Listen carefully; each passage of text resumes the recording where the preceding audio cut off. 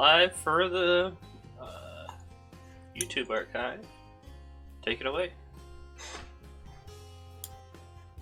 Thank you, Russian Carnes. Hello and welcome everybody. I am DM Wolfgang, your host and DM for the night. I am a member of the Round Stump gaming group, and we do all sorts of different games, but we mostly love D&D. It's something we've been doing together for a very long time, and this group in particular has gotten very far, so we'll continue off with the story of where they've gone, but first we'll do a slight introduction into everybody's character and a little bit about themselves so you can grasp just a slight ounce of their mighty power and vicious heroism, right? Because you guys are the heroes, so... There's air quotes around that, right? We are the good guys, yes. So sometimes. We will start with Carnes. Carnes, if you could give a little intro of your character. Yes, I am Carnes in the Discord, Lord Kira of everywhere else. I play Bashir, the Kobold Ranger, who is the linguist, the stealth guy, and the old man in the group. Last time he was also a giraffe, I think a squirrel before that. Did I change anything else? Oh right, no, I am a dragon. I am a dragon, I will say that. Bashir is a dragon.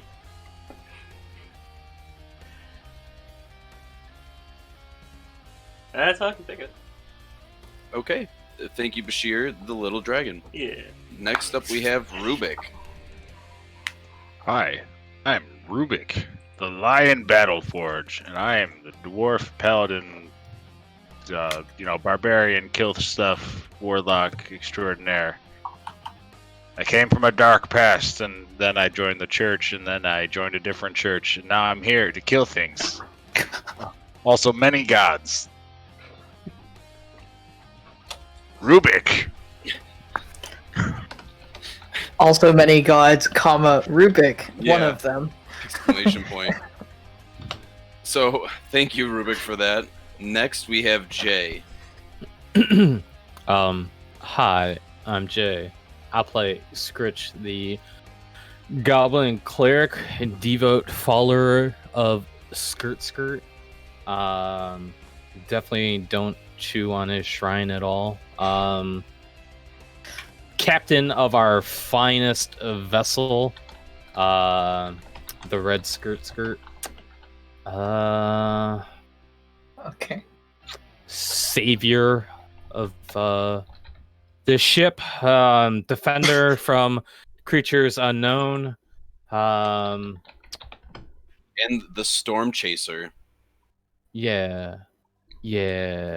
He's gonna have too I many don't sleep titles. through storms. Yes. Well, you did get rid of the siren that was casting Yes. that first. The Red Duck Storm Chaser, perfect. That's it. He's got many a tale and many a deed. Too long to list. They just go on and on his accomplishments. Not enough wall space. Don't for have his, enough time in plaques. this stream, unfortunately. You're Trophy. gonna start carving them Yeah. into the side of this ship. Right. Where are the blisters gone? We had to have room for the trophies and the plaques. Yep. Next up, we have one of our other great streamers, Kuuretsu. Hi, I'm Kuuretsu. I play Rask, the big lizard folk guy who doesn't understand how emotions work, and has not turned into an animal during the second storm. Yeah, you held out, didn't you?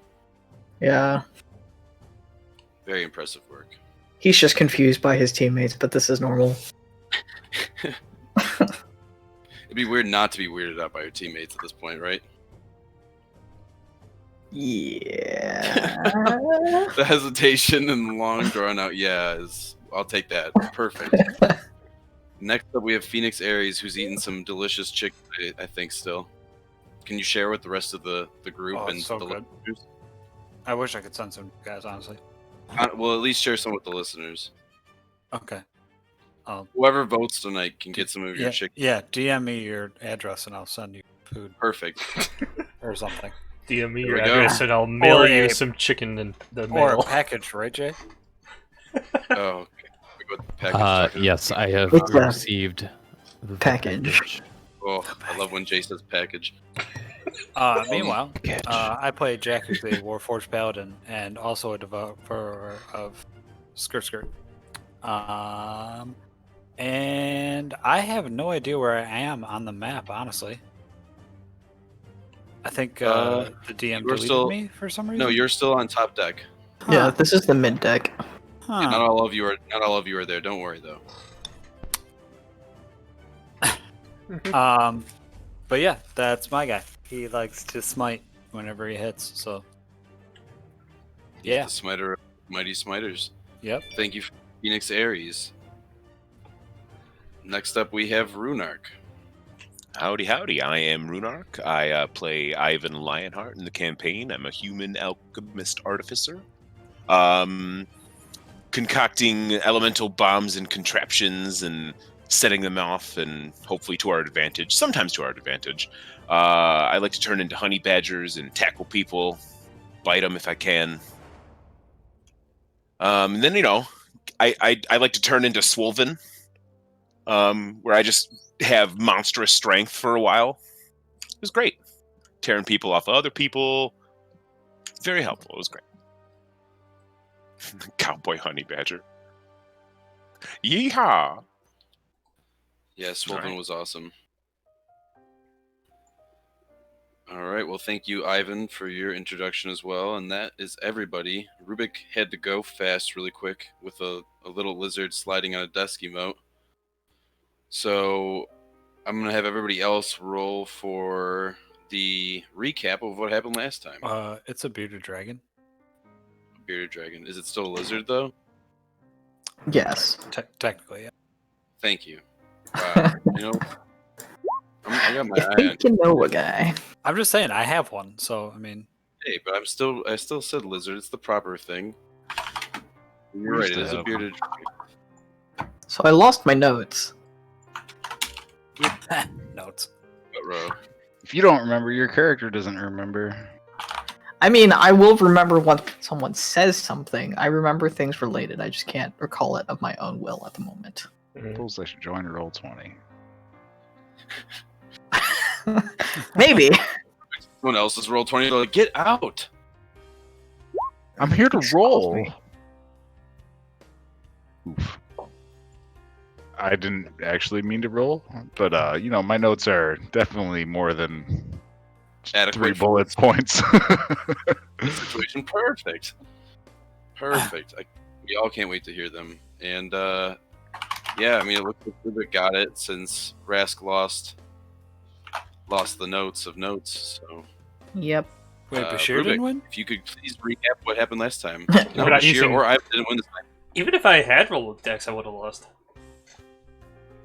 All right. So we were on a boat on the violent tossing sea. There was a storm about, and we were going into the heart of it. There was an asshole at the wheel, and there was just chaos all around as we went into a fog. It was a magical fog, and we all we all thought we were animals, and so our animal instincts kicked in for our intended species. What? I like that.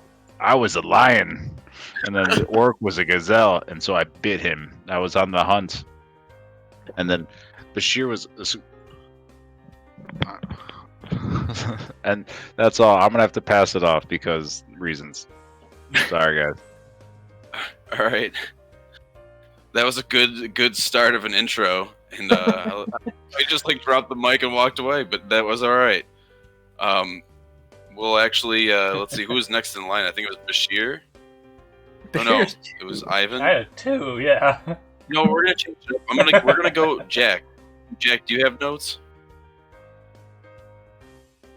He's also eating still. Yeah. He is.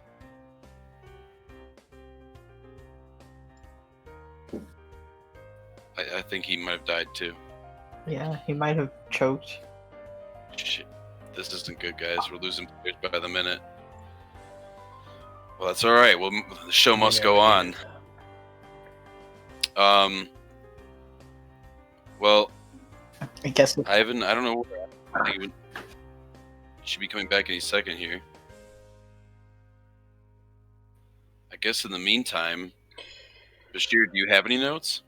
Oh wait, no, Ivan's here. Ivan, you're next in line to take the reins.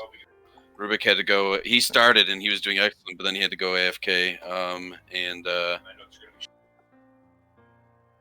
Had a really interesting setup last time, so my notes are. And Phoenix is. We're not sure. He might have choked on chicken. Oh, okay. Yeah, choking on chicken. There he is. Now he wants to respond. Do you want to go over the recap? I'm gonna be honest. I don't remember anything. We're all gonna piece it together because this is what we're doing. All I remember is we made landfall. Wow.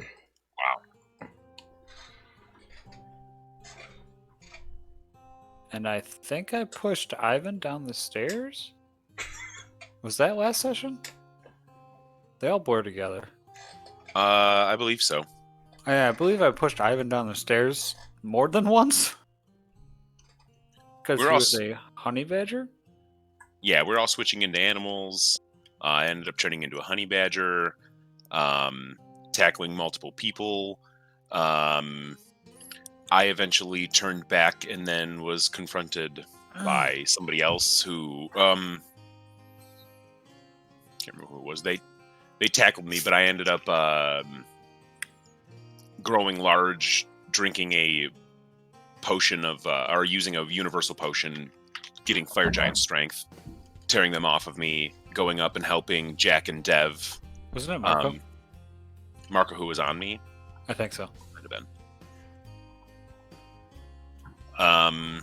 It was.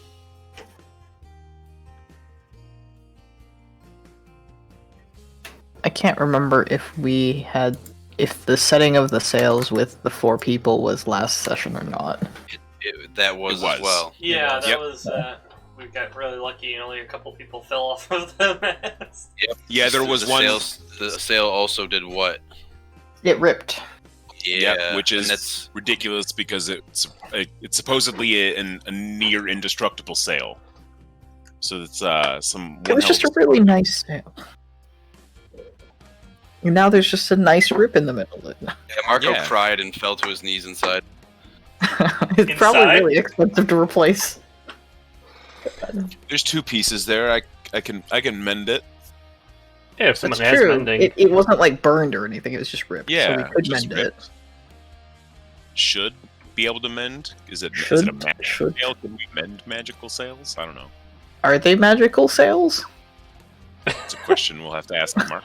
Probably not. I mean, I got leatherworking tools. We can sew it together with some strips of leather. I don't know if that would work. It'd still be a holy sail. Wait, what do you mean? Well, besides the rip in the sail and that, yeah, you guys did. Oh, Rubik shoved my character in a box for a good portion of it. Yes. Because Bashir got the incredibly correct notion that he was a small red dragon and started chewing on Rubik, who then locked him in an ammo chest before I turned into an ostrich and tried to kick my way out, and then eventually just got out. That's all I Rask can was remember. tying knots the entire time. Yeah, Rask was actually helping. In different places, but tying Being knots. very nonetheless. At least Yeah. you were affected by the change in Right. animal. Oh, I Chewing bit her the up. shit out of Dev. Yeah, you finished it up. When I was an octopus. Did what happened to the rest of your crew? Did everybody make it out okay? There was One guy fell overboard. Bastion? And nobody important died. We're good. I don't think anybody noticed, like in game, that he did, but I don't care. legitimately There didn't was one realize. sailor that was running around, Yes, there was asking a if we had deck- seen Sebastian, which is There was the a deckhand guy of who the fell Under the silver sea. scale, Yeah. looking for Sebastian. No, yeah, that was one of those instances where I legitimately did not hear anything earlier, and I was like, "Oh wait, someone did fall off." Yes. Yeah, Flounder was looking for Sebastian. Gotcha. Little Mermaid joke for you. What else?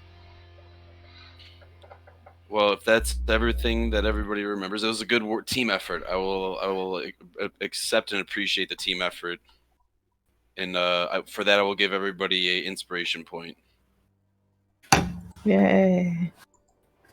before the game starts, because you might need it. Oh boy. Oh boy. That's an ominous statement. Well, just with Rubik's bad luck, of course. You just might need it. Yeah, just Rubik. Just might. Mm-hmm. Just Rubik's. Yeah, just Rubik's. Well, we will get started. You are all on your way to the nearest island that was spotted from the crow's nest and that Dev suggested. Jack, you are up on deck. You are actually still steering the ship, and it's almost... The sun still has a couple more hours before it sets, so it's in the evening, later evening hours. It's actually very peaceful, though. It's very warm out. There's just a slight breeze that's catching the sails. It's very tropical looking. It feels very comfortable, almost very relaxing. Now that you guys are out of that storm, and while you're sailing, it's very quiet. A couple of you are down in the kitchen getting some medical attention still. Bashir, you were down below with Elwyn and a few of the other NPCs, making sure everyone was okay and not tied up any longer, or hurt or killed. Oh, yeah. Specifically, those in that order. And a couple others are still on top deck, just keeping an eye on things. Especially since you guys you're getting closer to land, you are a little bit more on your toes. Some of you, it seems so. With that, we'll actually start off. I was going to say with Rube, but we'll go to Ivan since Ivan was next.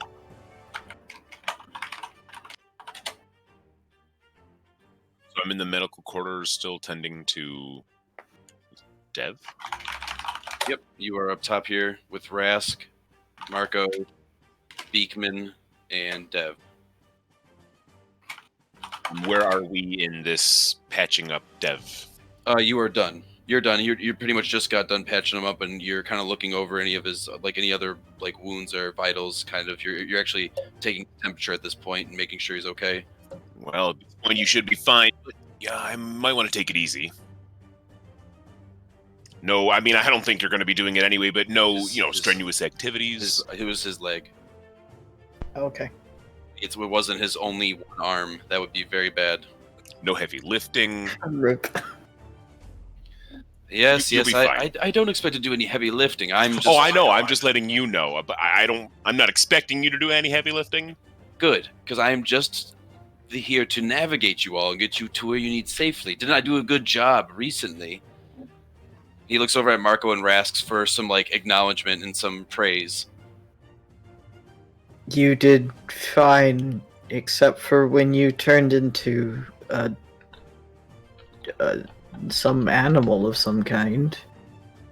It was a sloth, and he kind of looks down as he says that, but nonetheless, I did a pretty good job. And Marco just he tries not to laugh, and he says, I would say you're not too bad, Dev, but I still don't trust you. In fact, I don't think anyone on this ship can ever trust you. Something about you. And he's actually going to stand up. Rask, thank you for patching me up. I appreciate it.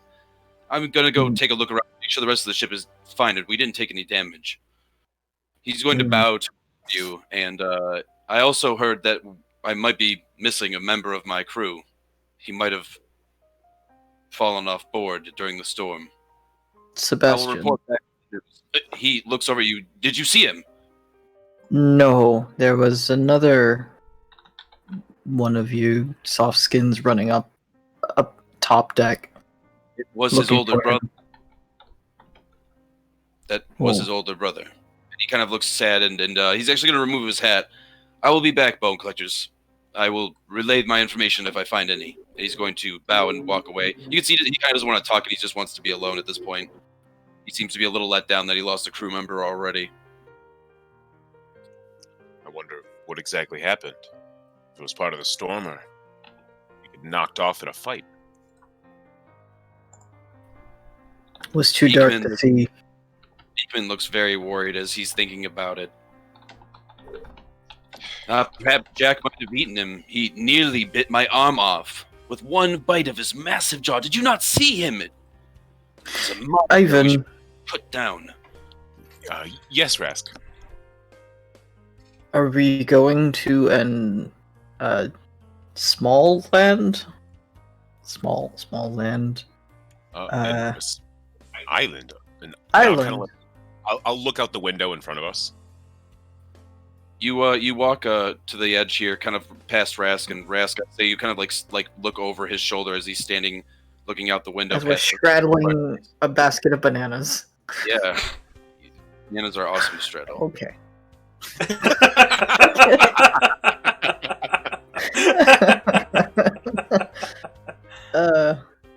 We're all Okay, sorry. adults.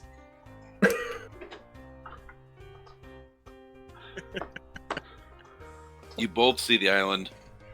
It still seems about a good few miles out. You're not really too sure, but it looks like it's in good sight that you'll make it there by the nightfall.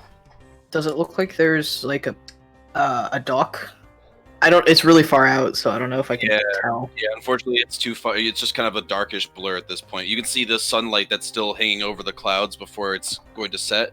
Is kind of hitting the island, but all you can see is very deep jungle-like looking trees. Dense, I think, at least. Rask is gonna like look at Marco, not Marco, at Dev expectantly for explanation. I'm not too sure. All I said was that there was an island close by. In fact, the bird saw it first, and he kind of now pushes the ball back into Beekman's court. And Beekman looks around and says, "Okay, thank you, Rubik, and welcome back." I will say, Beekman kind of looks nervous and he says, "What? I did see the island, but it wasn't anything in particular. I didn't notice any lights or buildings or anything. Trees though, lots of trees and beautiful sand. So Here, take a look." And he's going to pull out an actual, basically a collapsible spyglass. Rask has never seen one, so he's just gonna like turn it over and like, stare at it. You can see this thing is bent, and the lens is actually broken. The glass lens is broken, so it's very tough to see out of. And there's even a little bit of water that's gotten in there somehow. And you can see it just kind of goes to the bottom every time, no matter which way you spin it. Rask, here, I'll show you how it works. And I'll hold my hand out.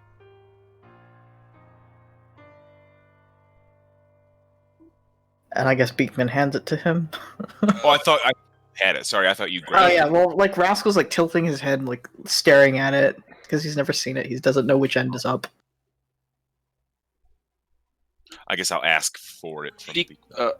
Beekman will hand it to Ivan then instead, and as Rask seems confused by it, and Because two birds with one stone, I'll look out and while I show him how to use it. okay.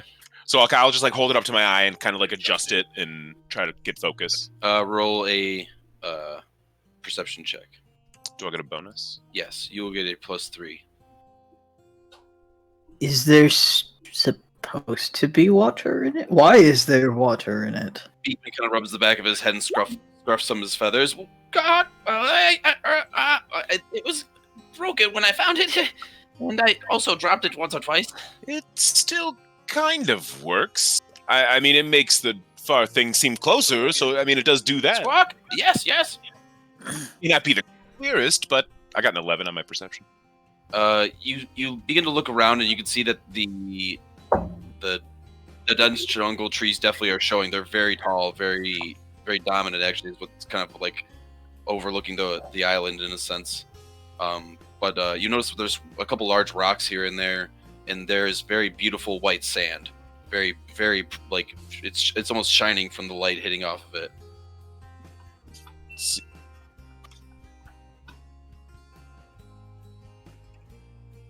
Sorry, we had a loud noise. Yeah, check on that. Thank you.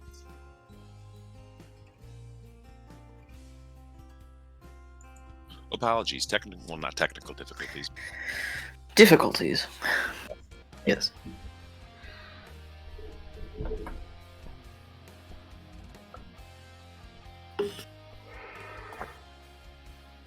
In the distance on the island, I mean, Beekman was right. I see those large trees and some large rocks, and the sand is almost shining white.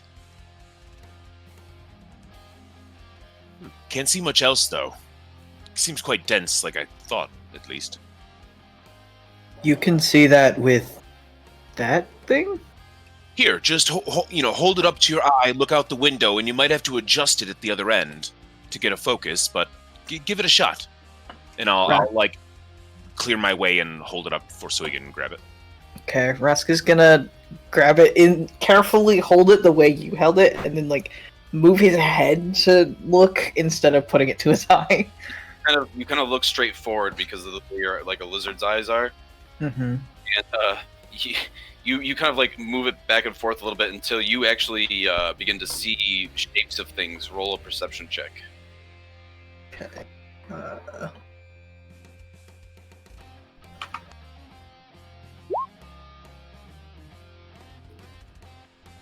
Dirty 20. All right, you could see a little bit more of it. You actually see there's some large stones that look like they've scattered all throughout this island, and even past that, you can see maybe that there's even another island way in the distance past that further. So this might be a small chain, perhaps, or it just goes out into a length of an island. You're not too sure, but off in the distance too, you actually see what looks to be dim lights coming off the coastal area, more closer towards you. And it doesn't look like it's on the island. It actually looks like it might be floating lights. But you're not sure. Lights? But not on the island. On the water? Another boat? Rask is not sure. It's a little too dark. Too far. Probably the most logical explanation, right? We can Magical beings also produce light. Rask is not sure. After the storm, Rask is a little unsure of what he sees. I'll look back towards Beekman. How are you feeling?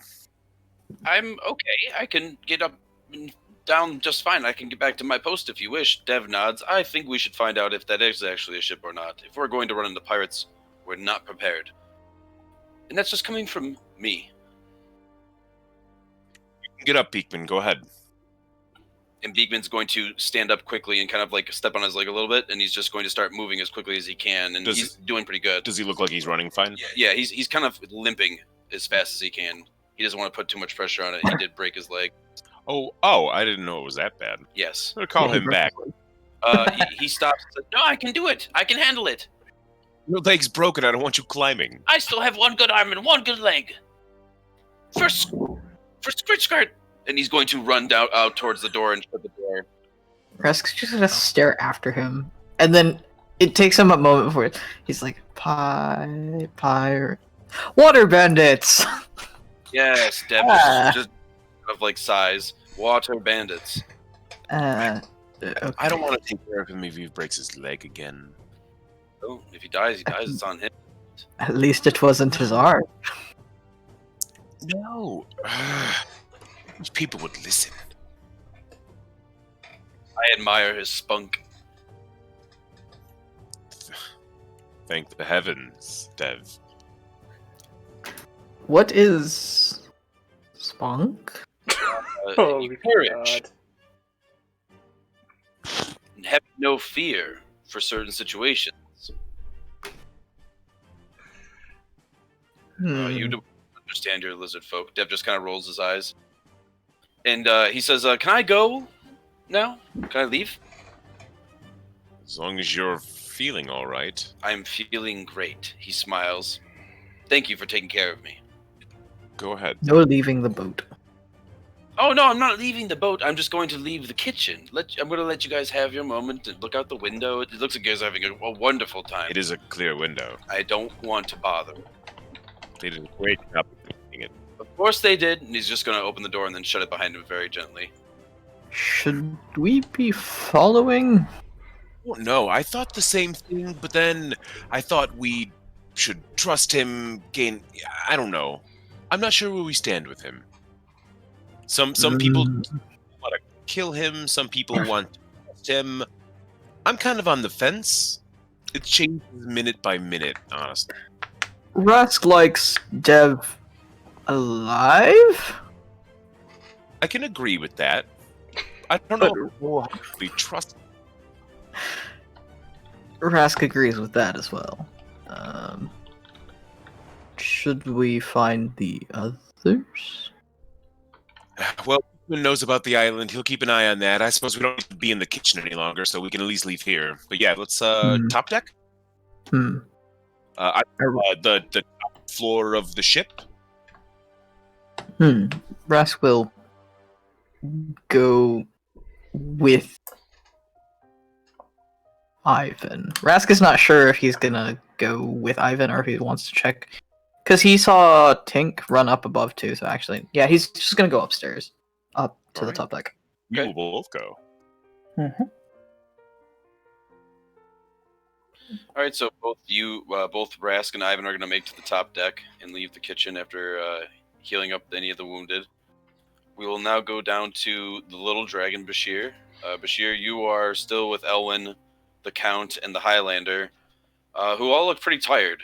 They're a little fatigued, especially Elwyn. Elwyn took a couple of good hits as well while he was under those spells. And the Count has a broken nose, but has shoved some cloth into each nostril and looks very ridiculous. If I remember correct, they used Healing Spirit near the end of the game last time, so Bashir's little derpy gecko friend was basically going from shoulder to shoulder, healing up all the minor cuts and bruises and all that everybody had. It's sort of like an apology for leaving them hog-tied down here for most of it. Right. Once everybody seems to be once everybody seems to be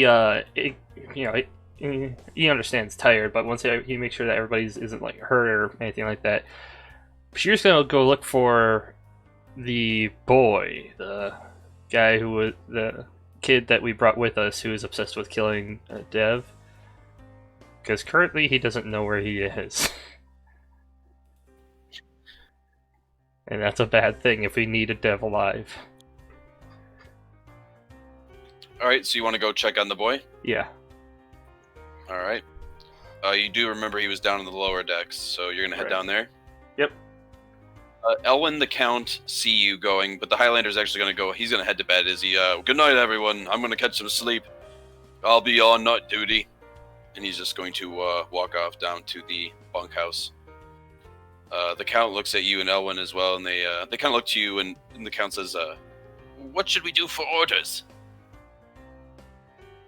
Go about the stick of the ship and make sure there isn't anything broken or out of place. We don't know what any of us have done during this mind fog, whatever it was.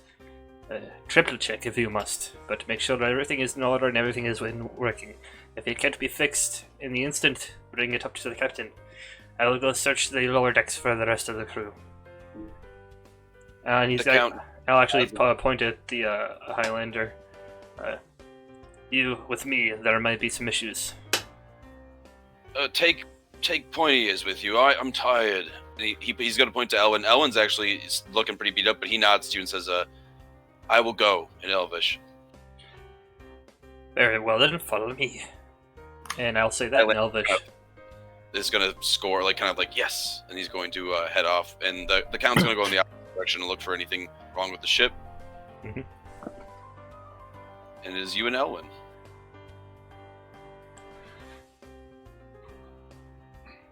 I'll just idle conversation as we go look for him, and I'll just say to Elwyn, it appears that you have had some difficulties speaking with the rest of the group.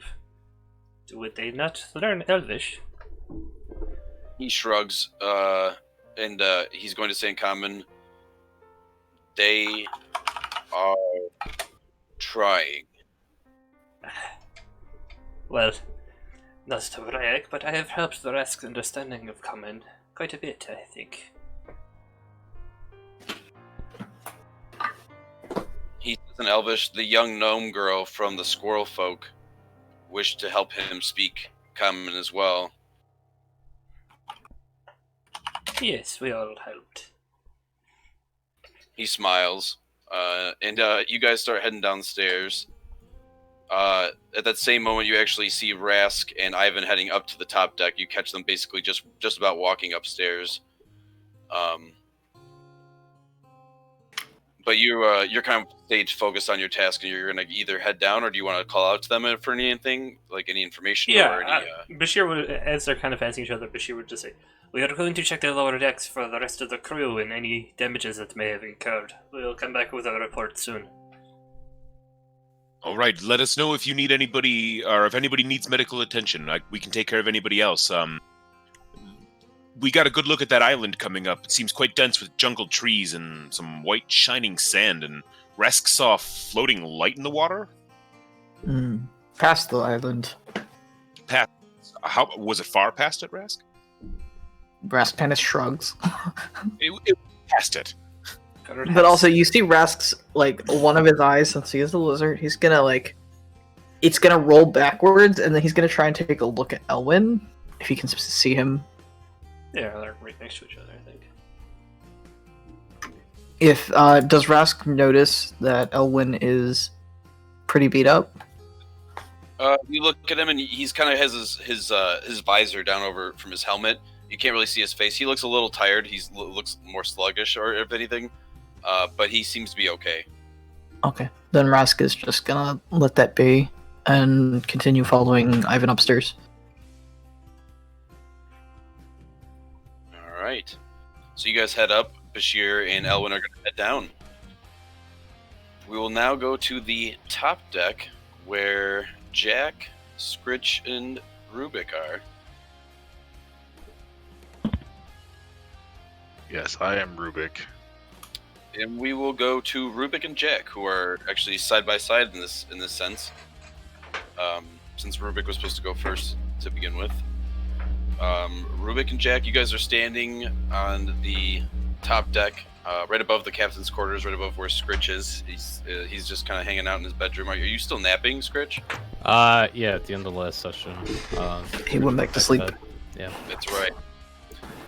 Skritch is still sleeping, so you know that he's out. He's lights out for the time being, but you're at the wheel, the helm right now, Jack, and you're actually sailing towards the island, kind of slowly, just taking in the wind as you go.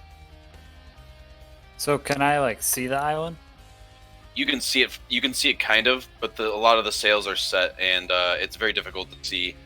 The one who's actually calling out to you is a deckhand that's at the bottom of, or that's at the front of the ship, and he's calling out to you which way to turn. Okay, I'm just gonna follow directions and try to get us to More starboard, my lord! As he starts waving over to the starboard side. We gotta crank it. You start Hard cranking it. starboard. You go hard starboard, and he just kind of says, "My lord, enough! The drunk guy just starts laughing of Skritch's crew, and he's gonna tell the deckhand it's never enough as long as Jack is sailing these seas. And he's gonna pull the drunk away from him.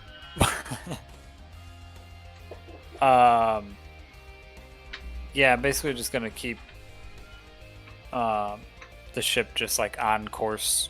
Is there like a port, or is it just like you stop where you stop and like you gotta swim the rest of the way? You're not too sure. You do not know what this island is.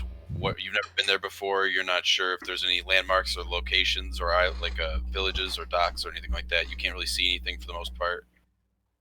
And we're about how far away? You're still about 2 miles out.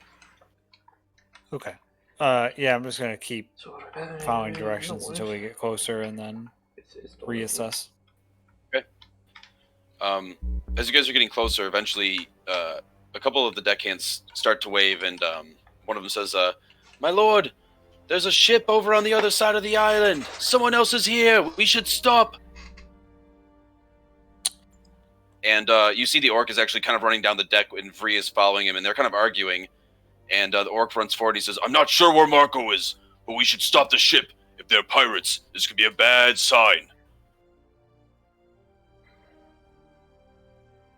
And Vree just laughs. An orc running from a fight. You'll never see the day. And she kind of like scoffs at him, and he just kind of looks down at her. Half-breed. I mean, I kicked his ass once, so. Oh shit! The drunk guy's gonna come in between them. Now, you guys need to stop fighting. Let's just drink a little and talk about it, okay? Wait, as we're coming. Where do you keep it? And the orc's gonna take another jug from the drunk. I swear. And he's just going to, he's actually going to toss it into his own backpack, and shake his head at the drunk, and then smiles at Rubik and kind of Now like you're nods at him stealing like from he just drunks. I'm not stealing, I'm just confiscating. Yeah, it's stealing, but just a fancier name. He clears his throat. On the next pass, as my familiar is flying around, I'm gonna give it new orders. Okay. In its regular form, and it's not like its transformed form. It can speak common and celestial. But I'm gonna have it. I can telepathically communicate with it in 100 feet. So on its next pass, around the boat, I'll tell it to go invisible, which is a thing it can do, and then transform back to its normal form, so I can communicate with it normally, and send it just in the direction as if find the ship, look for activity, report back. All right. And its fly speed is 60. Let's see. Okay. Thank you for that. I was just about to ask. So Rubik, you're doing that while everyone's kind of discussing things. But Jack, you kind of have a decision to make whether or not you want to stop now or keep advancing towards the island. So the ship is where? It seems to be on the opposite side of this island. It seems to be there's another ship on the opposite side. Sorry. How big is the island? It's not that big. Would it be able to fire upon us over the island? They could, but there are too many rocks and trees. It wouldn't be a good idea. Their ship is not in a position right now to actually fire at you across the island. This would be a good spot. Plus, it's too far. They're actually more aimed on the opposite side of the island. It looks like they're in a defensive position to keep the island safe. Okay, I'm gonna stomp my foot on the ground real hard in hopes to wake up Skritch. All right. Because I'm technically right above him almost, aren't I? You are. You are a big boy, and if you want to stomp your feet, you can. Yeah, I don't want to break anything, but I just want to try to wake him up. All right. Skritch, roll me a perception check with disadvantage. Okay. I mean, my thought would be I don't think Skritch would, considering he's slept through that whole storm debacle. Agreed. And the only time he woke up is when he believed he was a panda. Yeah, I think the only chance is when you roll a natural 20. All right.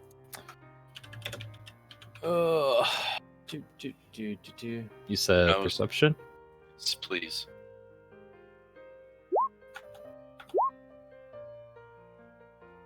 Okay. 7.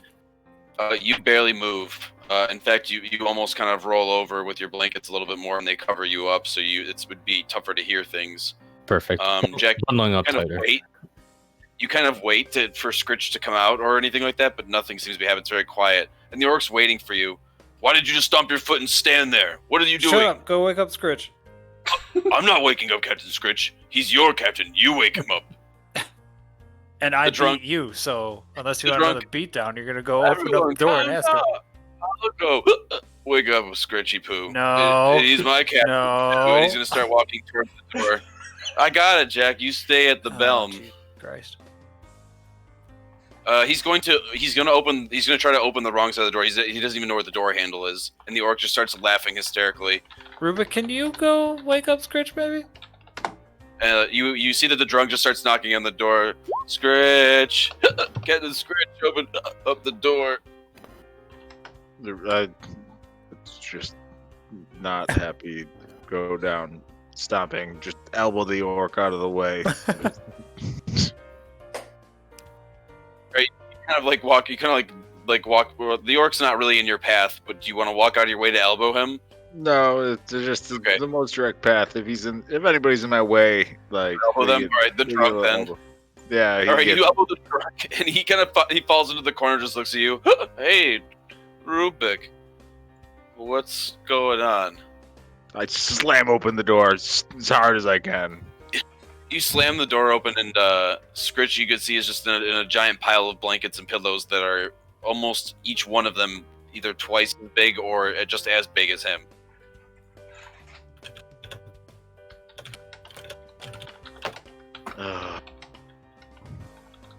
Scratch! I just yell. All right. Skritch, just roll a perception check this time. Alright. You're a deep sleeper, so... Oh. 6. Skritch doesn't even move. You actually, Rubik, when you do that, you wait for him to respond, and all you hear is a little poof of gas, kind of a little toot, little one cheek sneak, kind of come out of Skritch. I walk up and I just like dig around in the blanket trying to find like a leg, a head, a foot, whatever. All right. So you start going through the blankets, and you see that there's like a teddy bear. It looks like there's a stuffed like unicorn. There's some pillows. I'm Eventually looking for you a piece find- of him. Yeah. Roll investigation with disadvantage. Yeah, you even find a chicken, a half-eaten chicken leg in there, and eventually you find Skritch, and you see that he's wearing pajamas and he looks very comfortable. He's just still passed out, even hanging upside down. I just grab his leg and then I just look around for. Is his hat in the room noticeably? Yes, his hat is on a very nice coat hanger like thing right above the royal purple pouch that he has right here. I grab his leg and just drag him across the room, and then grab his hat and then just start walking over, like walking back up to the thing, like up the steps, up to like just All right. drag him like a rag doll behind me. All right, so you drag Skritch back up top with his hat. Is he awake now? Has he hit his head enough on the steps? Yeah, Skritch, I would say you're starting to wake up as you're now going up each step. And then when you get to the top, you see that Rubik is standing above you now. And it's very bright. It was super dark in your room, but it's super bright now as the sun is setting. Skritch doesn't like this ride. Skritch wants to go back to sleep. I pick him up like a child and put him on his feet, and put the hat on his head and say, "I thought you were a captain." Yeah. Captain's still gotta sleep. Yeah, captain's been asleep all day. There's an island over there and maybe some bad guys. Captain Skritch just went to sleep like 10 minutes ago. That's enough. The captains only sleep 10 minutes. Skritch, You can't look weak in front of the crew. the orc kind of chimes in. Captain Skritch, if I may, there's another ship across the ocean, or across the water, or the island there. We should stop and check it out before we take land. It could be a trap. They could have a base camp there. It could be dangerous. Captain Skritch thinks we should check it out too. Oh, thank the heavens. They might have food. Oh, the orc just kind of just like face palms as that's your reasoning, and the trunk actually just kind of shouts out, "Jack, you heard him. Let's check out the ship. Take the ship over to that ship." All right. Who's the guy that's been directing me? The deckhand. Deckhand, which way am I going? Keep going straight, and we'll go around the port side, my lord. And he's going to. He says, "Go another half mile." I speak of, load the starboard ballista. When you see that, you see one of the deckhands start running over to the starboard side as he's now frantically running up, and you see that there is another deckhand that comes out from down below, and he starts running over to one of the ballistas as well. Oh, I'm sorry, trebuchet. My bad. Trebuchet, yes. These aren't trebuchets. They are now. Mangonels. Well, fuck. I'll give it. Artillery. The rock throwers. Technology. What is it? Wood, timber, and strain. Vree's gonna start running up towards the front of the ship. This could be awesome, a ship fight, and she looks very excited as she starts running back up. And the orc just rolls his eyes. That's not something to be excited about. We could all die. Wow, this orc seems to be very not orc. He so far has seen this crew, and he is terrified. That's what Rask is thinks- racist, okay. He already seen one of his deckhands, or now he knows one of his deckhands is gone. He's terrified to see what happens to the rest of everybody. Rubik's So- gonna start going up the main mast to like towards the crow's nest, and he's got some rope, and he's gonna Captain Hook this bitch if we get within distance, and like he's preparing to board, so he's gonna tie the rope off at a proper spot Okay. to yeah.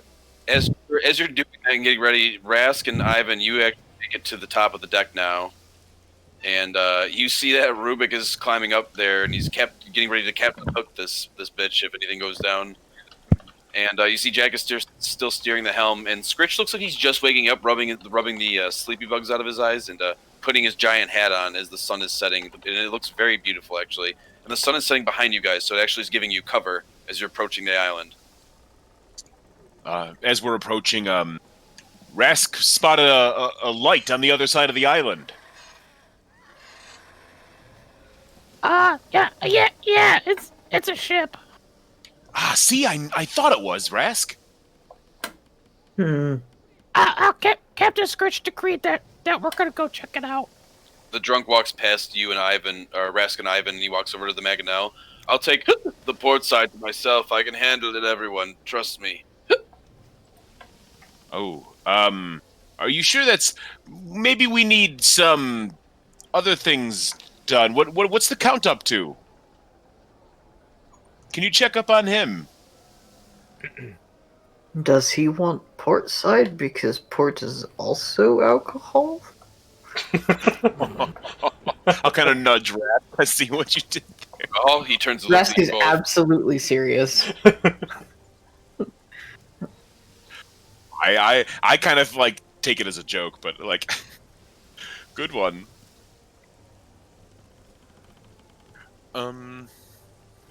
So we're taking or we're checking out that ship. Do we have a smaller ship we can out with, or a way we can go see?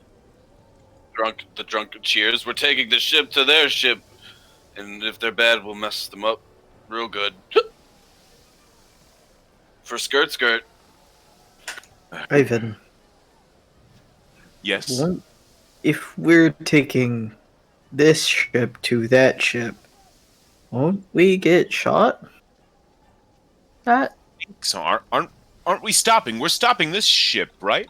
That was what I suggested, but I guess we're going. The orc chimes in. So we're going to get Captain's shot orders. at. I think we should wait. I think we should investigate, but not like this. We have other ways to investigate. We have swimmers. Rubik, you get to the top of the crow's nest, and as you do, your familiar comes back to you and tells you that there are people on top of the ship.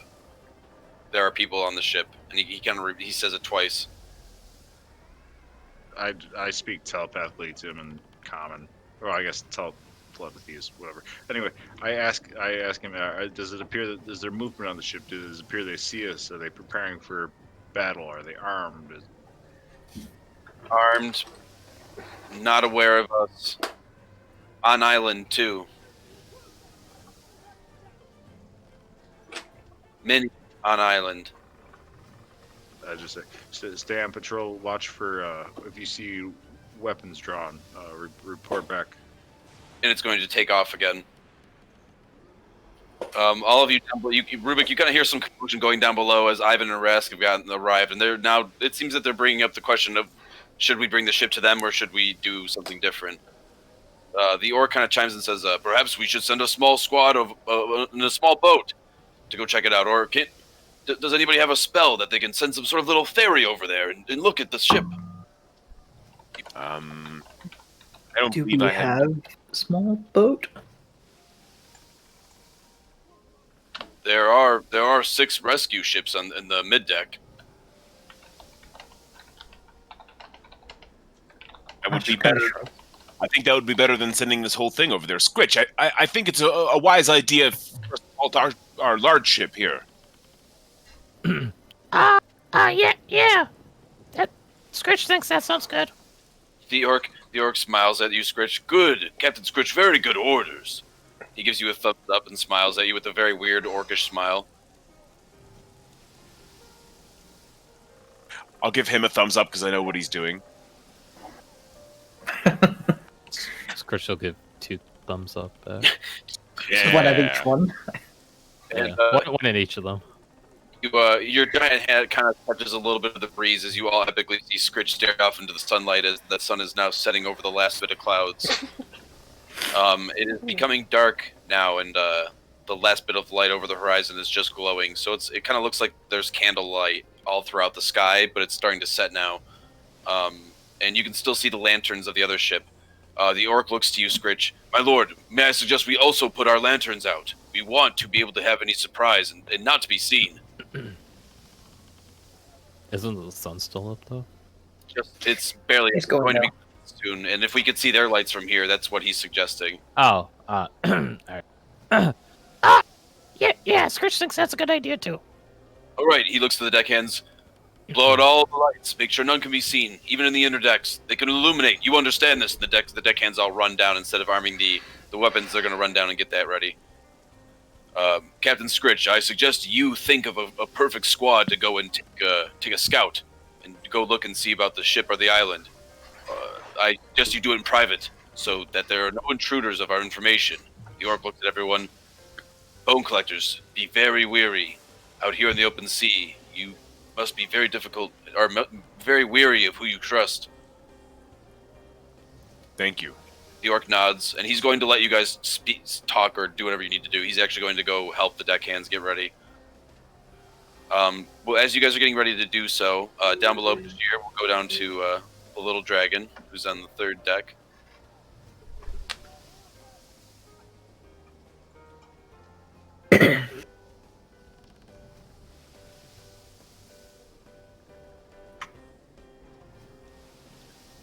So you make it into the lower area, and you can see that for the most part it's very quiet. You can hear quite a few people talking down below in the barracks area, way down here at the front of the ship. But at the captain's quarters and the officers' quarters, it's very quiet.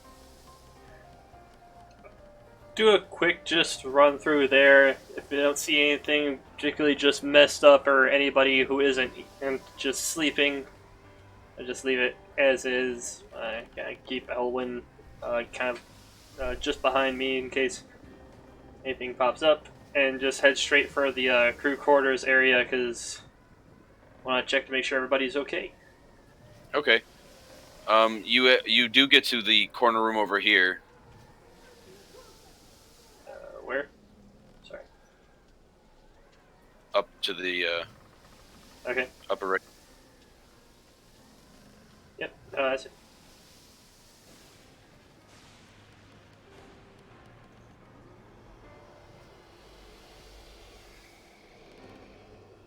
And you see Godfrey and the boy are still in the room.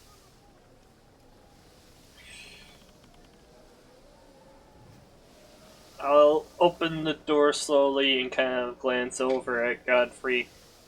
How is the boy faring? I hope things weren't too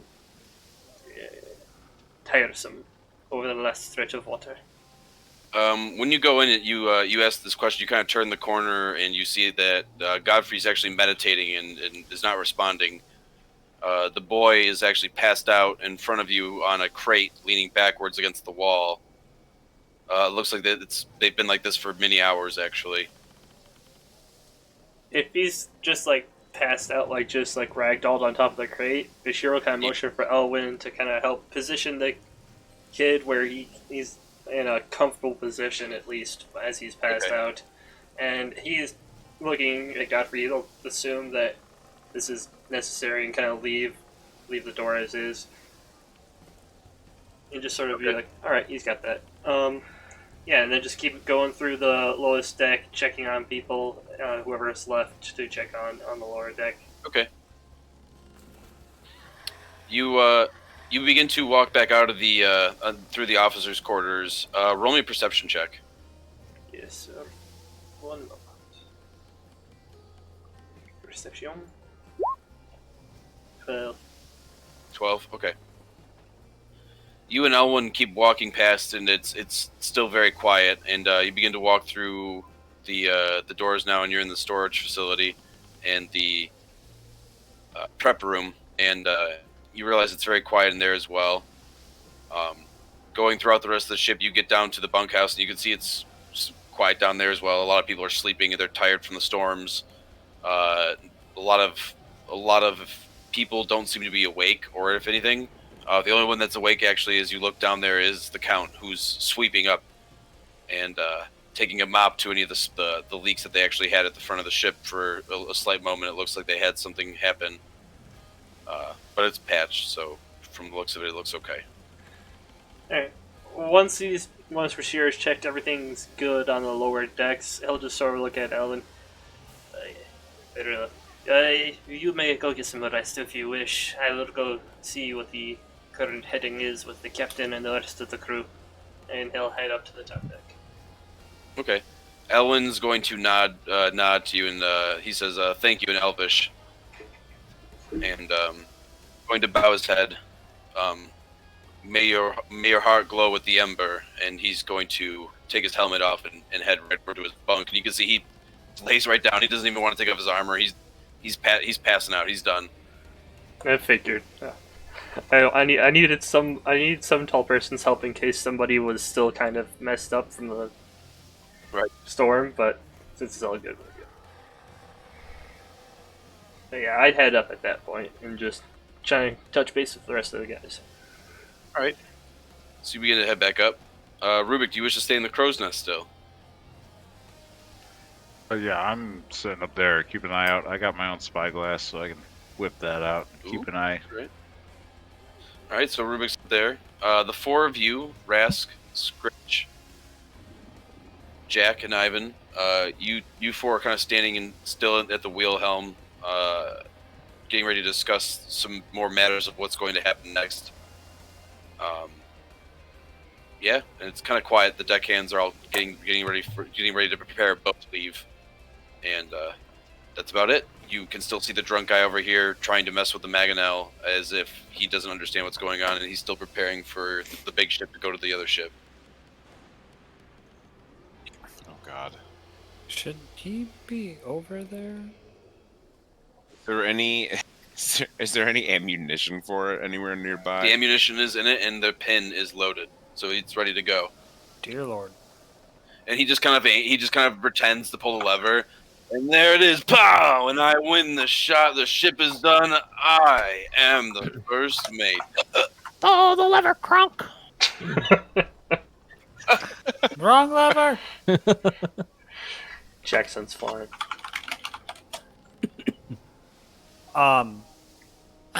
So we've decided to do what again, Skritch? We're taking a big boat over, or a small boat, or Small. Captain Skritch thinks we take small boat over. Agreed. Captain Skritch also thinks it should just be bone collectors. Here, here, Captain Skritch, as the drunk walks over. That's not something I disagree with. I'll lead the party. Jack will steer the ship, of course.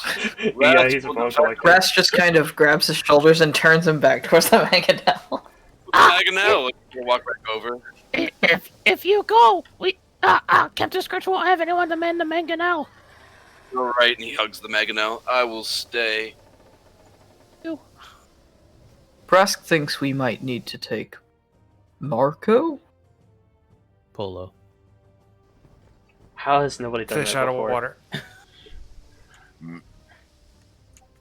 Brask is not familiar with ship manners. If we take a small boat, who's gonna drive big boat? Dev is able to. Dev will run away, maybe. Sail away? Do So- we That is part of trust Captain Skritch's crew. Dev? Captain Skritch knows.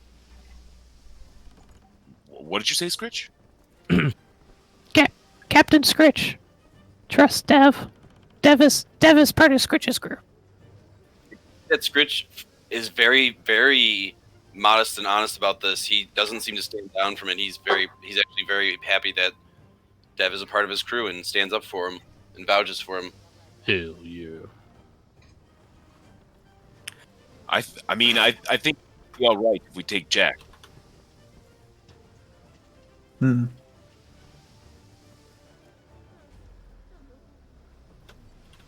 I mean, we also got that reinforcements of the bone collectors in.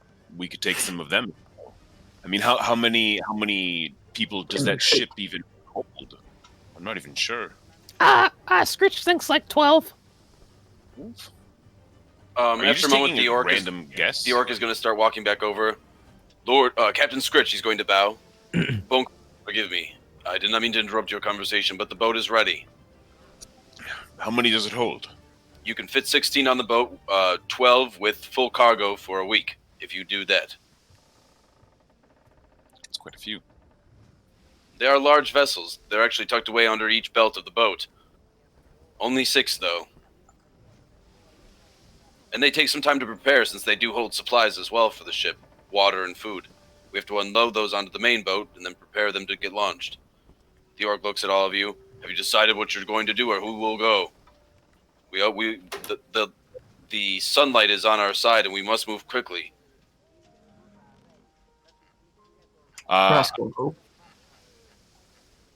Ivan would like to as well. All right. Ivan, So Rast and I would Ivan. say that in third person.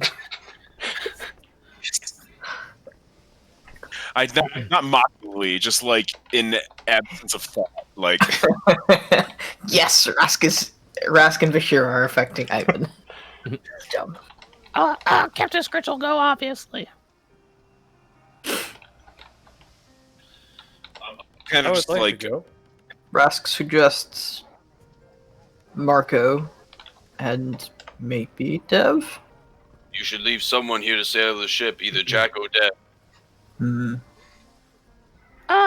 Dev can stay.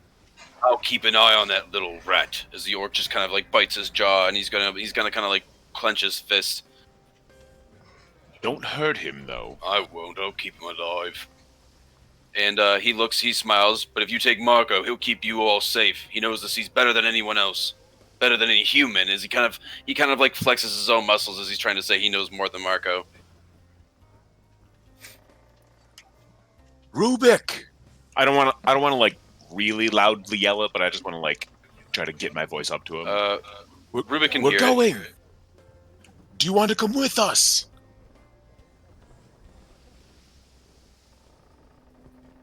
Rubik. Oh, thought I heard him. Can you hear me? Yes. I can. Oh, I shout down. What? We're going to the island. Do you want to come with us? I look at the rope in my hand and kind of a little bit disappointed, but I just go to swing down anyway. Right, so you still Captain Hook it up in this bitch. It's all right. You see Rubik slide down the rope all epically and lands down at the deck, the bottom deck here, and the orc just kind of laughs at that and says, "Show off." Also, if we're in unfamiliar territory, Bashir would be perfect in that area. I shove that orc out of the way. He's going to kind of like, as you shove him, he kind of just moves a little bit, and he's just going to shove you, and you only move a little bit, so you guys are just like, it's almost like two walls pushing each other. I am the figgy. As Ivan says that, Bashir, you actually see Bashir kind of running on all fours, I'd assume, up the stairs very quickly and getting up to the top. Yeah. Your ears must have been ringing, Bashir. Yeah. Bashir's ears do not ring so much as his horns tingle.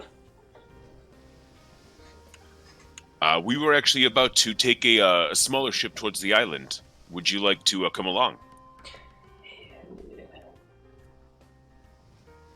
Yeah. What is the purpose? We're scouting out the island, seeing... Well, there's another ship on the far side of the island. We're checking out if they're dangerous or not. Hey. Where do you need a scout? As he kind of looks up with, like, puppy dog eyes. Well, I figured it would be unfamiliar terrain for us, and you're well-versed in jungles. Or forests, well, very wooded areas. Bashir does miss trees. Does this look like a jungle island, or does it look like just like a Caribbean island with a few trees and mostly low brush?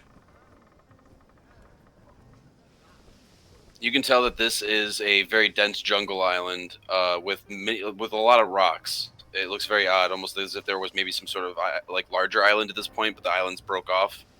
Mm. You can tell it's a very jungle, very warm area. The white sand definitely tells you that as well. How far away are we from it at this point? The island itself, you're about 1.5 miles out from the island. The sunlight and somewhat of the background of that storm that you guys were coming out of kind of gave you some fog or some like kind of concealment. But now that the light is dimming down, it's getting dark as well. So and all your lights are off. So it's going to be, you guys have a really good advantage at this point of the element of surprise. They haven't seen you yet at this point either, from the island or from the boat, from what it looks like. Yeah, we sure would love to go on the first ship out. Also, have you seen Marco downstairs? I do not believe I passed him. No. Do you see? Might you be able to find him for me? Marco's just a human, right? I get advantages on certain races for tracking. He is just a human. Right. Actually, Bashir would have had a little bit of a pleased look in his face as he said he missed him, and asking to find Marco after what happened with the personality switching part of the thing. Bashir's just going to be like, perhaps someone else is better suited to find him. I believe he might be heartbroken if he sees me. Braska's actually going to just like poke his head and shout down into the bottom. Marco! Polo. Yeah, Polo, exactly. Yeah, why couldn't the guy who fell off be named Polo? Because then it would work.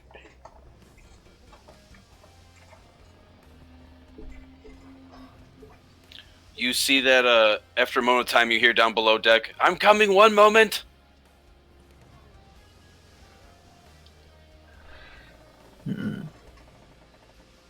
That makes 1, Makes 7, 2, correct? 3, 4, 5, 6, 7. Rask is also counting on his fingers. Good job. Nice. You didn't skip 6 this time. Rask knows that there are 6 bone collectors. Wait.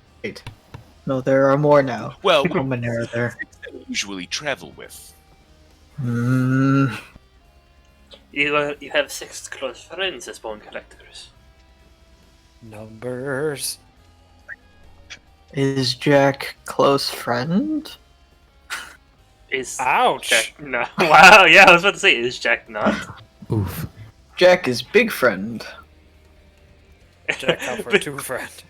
Bashir would then Jack sort of, friend. Bashir would then sort of like futilely try to push Jack towards him. Jack is now close friend. Oh, far True. friend, close friend. Get it. Skritch is far friend right now.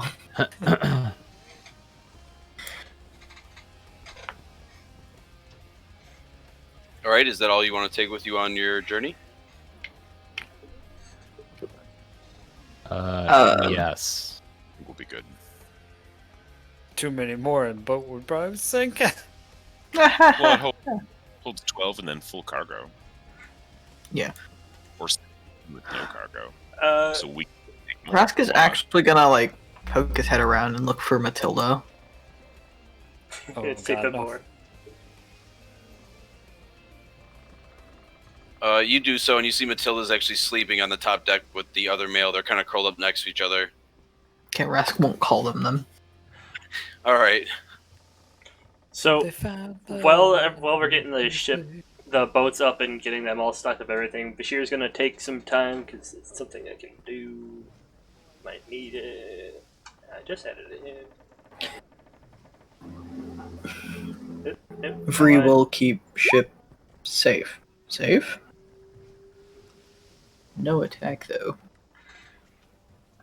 Basically, Bashir is going to be like pulling a bunch of like seaweed off from the sides, adding it to the sort of bucket and rope that he had for when he was on the boat, and he wants to make his costume look like essentially his forest ghillie suit, but out of seaweed for when they're going forward.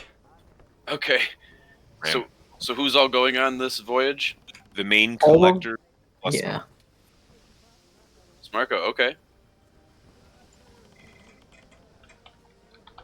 Rask actually would probably want Balthazar or Elwyn as well, but I think who was asleep? Who went to sleep? Elwyn's still awake. He's just running by. I don't know if Balthazar's asleep or not. Basically, Rask would want a representative from the extended bone collectors and one from the silver scales. Is this you asking in game? Yeah, Rask is actually gonna poke his head around and just look like, is Bal, Redskin All right. So you're looking. Dragon, Redskin Dragon, is he around? Rask's tongue is just getting tongue-tied every time he tries to say Balthazar, and it's just very difficult for the lizard folk to do so. Yeah. I mean, I'm sure we can find him really quick. Give me but a moment. I'll just go search for him really fast. Okay. You're gonna go to the bunkhouse first, assuming that he's down there. So you head down that way, and the orc looks to you all and says, "Who will be in charge when you are gone, Captain Skritch?" Time to point.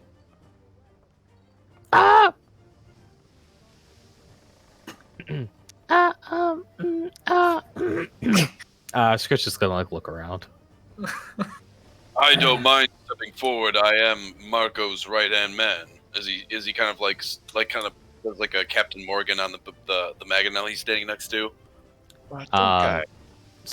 This guy. Skritch was contemplating it for a second. Oh god. Skritch is gonna like give him like a like an up down like look, and then like kind of like circle around him and kind of like appraise him, and he's gonna stand there and like stroke his chin a little bit. Captain Skritch thinks you can do it. But no hurting Dev. Unless he does something stupid. The orc thinks about that very hard. I don't know. I don't know if I can do that then. I'm just kidding. Smiles and then looks nervous. Take a knee. He looks around at everybody else, what's going on, and then he slowly takes a knee. Skritch is gonna take his captain's head off and set it on top of his head. You are the captain now. All right, so he kind of walks over to the stairs, and he meets you halfway as you walk down a couple, and he's going to kneel down so you can still stand above him, and you're going to put the giant head on the orc, and it doesn't really fit, but because it's so big and heavy, it just sits on the kind of like the top of his skull, and he's going to stand up and just like you can see his eyes are cross-eyed, and he's looking up. Oh my. Don't lose it, or Captain Skritch will leave you here. Oh god, you, of course, I will protect this hat with my life, and the ship, and the crew. He looks nervous as he's just going to keep one hand on the hat and just, like, stand there at you, like, look at you and smile. Skritch is just going to walk by him and start heading to the boat. Alright, so all of you get ready and get prepared to go. Ivan, you get down below deck and you can see everyone's asleep but the Count. The Count is, he looks like he just got done cleaning up, and you're about to walk in, and he, shh, everyone is sleeping. Is Balthazar in there? I believe Balthazar is in the kitchen quarters. Thank you. And I will, walk off towards the kitchen quarters. Okay. Trusting the Count. Okay. As you're walking that way, you actually run into Balthazar, and you can see that he's actually eating some cheese. Ah, good. I'm glad I caught you. Oh, Nice cheese. this was just a snack. No, it's fine. I love cheese, and I'll just take like a small little piece. Oh, my cheese. Not the whole thing, just Yeah, a little bit. The We spotted an island that we're near, and there's an unidentified ship on the other side, and we were going to go check it out and wish for you to come with us. well, of course. Who else is going and who is staying? The people who are going are myself, Skritch, Jack, Rubik, Rask, Bashir, Marco, and yourself. Are you sure we should take all of the elite bone collectors? I mean, you are leaving. Godfrey's still here as well. Yes, but Godfrey's in a deep meditation. I've been protecting the door. I actually was just taking a small break. Tink is here to protect our interests as well. You hear a voice From above. From afar. It's Bashir. Tink is here. I don't say that. I assumed we were he's all sm- moshed up like we are in there. Oh, I ran off to go. Technically, Ivan's not there. Oh, okay. I missed that part of him running off. My bad. Yeah, it's okay. He went to go look for Balthazar or Elwyn, or not Elwyn, I believe. Yeah, somebody one else. of them. One of them. One A of them, representative from them. Yeah. But Balthazar looks and he says, "Of course, though, I will go. Let me just tell the Count to watch the door." And he's going to walk past you for a moment, and you eventually see him and the Count return, and the Count looks very excited to get back on guard duty. Now remember, no one is to enter that room under Godfrey's orders. Is that understood? Of course, of course. And the Count nods. And the Count is going to walk off. You see that Balthazar pats him on the back and says, "May the bone collectors protect you." Yes, yes. And he's going to shut the door, and he's going to look at you, Ivan. He says, "Where are we going, by the way? We're on some sort of mission." As you guys start to walk up towards the top of the deck. Yes, there's an island that we came across, and a ship with what we believe a number of people on it. Do I know? Did Rubik relay any of that information? Like they were armed, a good number of people actually on the island. Rubik did not relay any of that information yet. Nope. Okay, I don't actually know this. So we just know that there's an unidentified ship on the other side, and we were going to go check it out before we brought the other ship. I think Bashir would be a bit too small to row. What's up? I think Bashir would be a bit too small to row now that I think about it. Yeah. You got the two small people on the one side.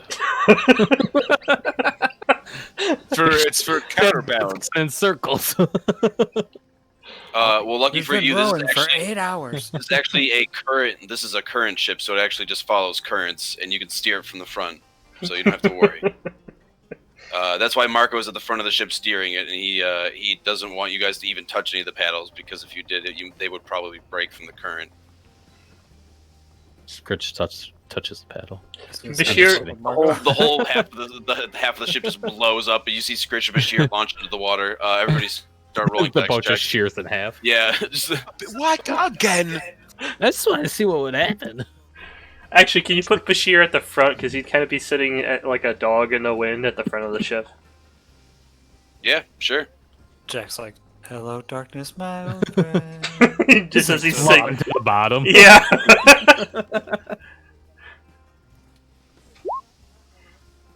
Rask is probably sitting in one of the middle seats just so he can reach both oars in case Marco needs help. All right. So you're doing so.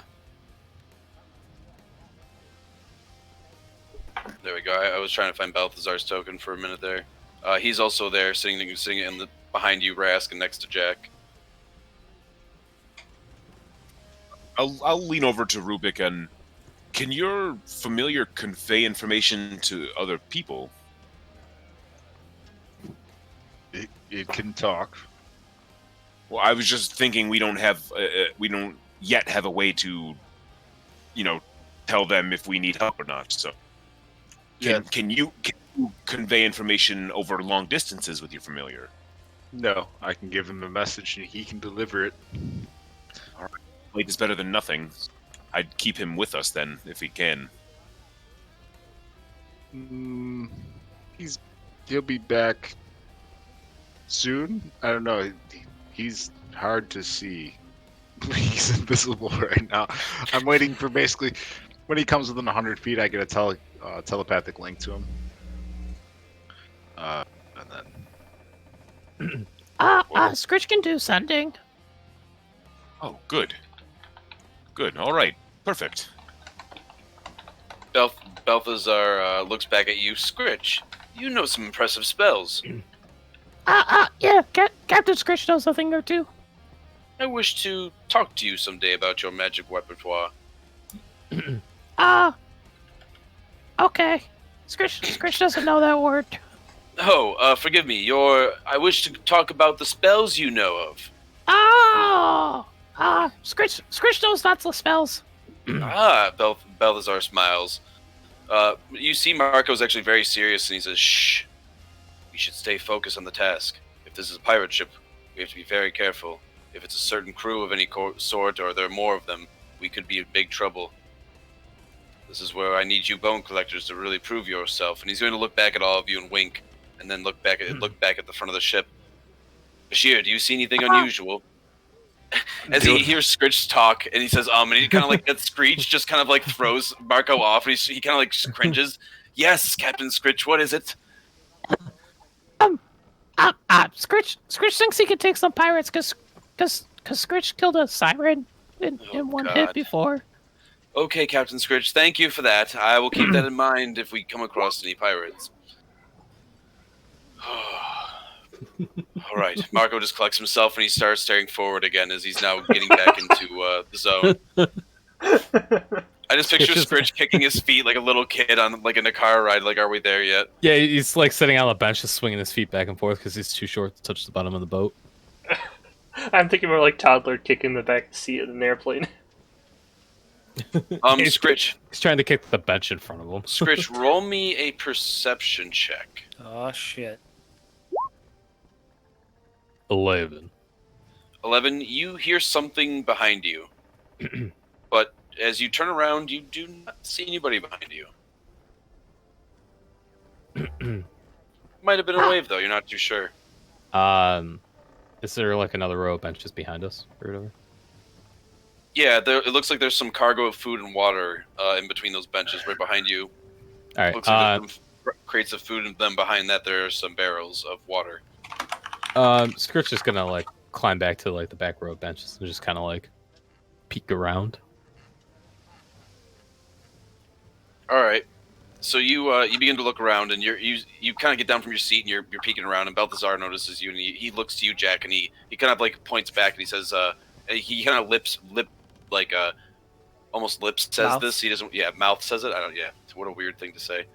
Yeah. Mouths it. There we go. Mouths out the words. What is he doing? Hey, Skritch, what are you doing? Skritch heard noise. Can you describe the noise? Yes. Skritch, as you're looking through everything, roll a perception check again. All right. 6. You begin to look through stuff, and you even peek your head into one of the barrels, and you see that it's full of Water? no, it's full of rum. No, rum. God. And you kind of like the smell overpowers your nostrils, and you kind of step back a little bit, and it almost causes your nose to kind of almost have a fiery burn sensation inside of it, as the rum is very powerful and strong and potent. You close the lid back up, and you thought you heard something, but it doesn't seem. It seems everything's fine back here for the most part.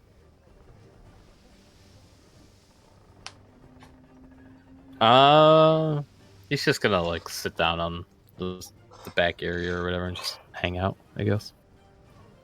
All right, so you kind of sit between all the stuff, and in front of you, you actually see that there is a crate of lemons, limes, apples, and other assorted fruits. Skritch is gonna steal a fruit and start eating it. Skritch just grabs a big, delicious, juicy red apple and just starts taking a huge bite out of it. And Marco turns around and already sees Skritch into the food. We haven't even left the ship yet. Skritch was searching and it made him hungry. Oh, goodness. All right, just eat an apple and satisfy that hunger. Bashir, do you sense anything weird? Everybody else, keep your eyes appeal. They could be sending a ship as well towards our ship. I'm gonna go back to where Skritch was and just like take a look around, since he said he heard something. Okay, so you're kind of interested in it as well. And Balthazar sees you doing that, and he's actually going to do the same. He's actually going to kind of mimic your move and walk around the other side. And he's like, kind of like he looks at you and points at the crates, like to check those out first. I'm gonna pull out my great axe and check them out, just to be safe. Smash it open. You see, Balthazar actually pulls out what looks to be some sort of hilt of a sword, and when he does, he's going to say some sort of incantation over where the blade would be, and eventually you see a bolt of electricity appears over it and just starts humming with light. When he does that, actually, he's going to whisper it again. It's going to turn invisible. But you still hear the pulsing of the electricity being moved back and forth. And when that happens, yeah, in a sense. When that happens, though, eventually, Jack, roll me a perception check, and you as well, Skritch, when the light kind of flashes. The rest of you, Rubik, Bashir, Ivan, and Rask, you guys, oh my gosh. You guys all roll a perception check as well. You can either choose, Jack, you're rolling perception as well as Skritch. Yeah. But all four of you in the front of the ship, roll me a perception. And also type in the Roll20 chat if you're going to look, if you want to perceive the island or the ship. How close are we to the ship/island at this point? They're both. Yeah. They both look like they're about the same distance at this point. They're about 1.5 miles away. Isnald. Isnald. I'm looking at Isnald. Perception. I want to check out Isnald. Isnald. Yeah. All right. Well, there we go.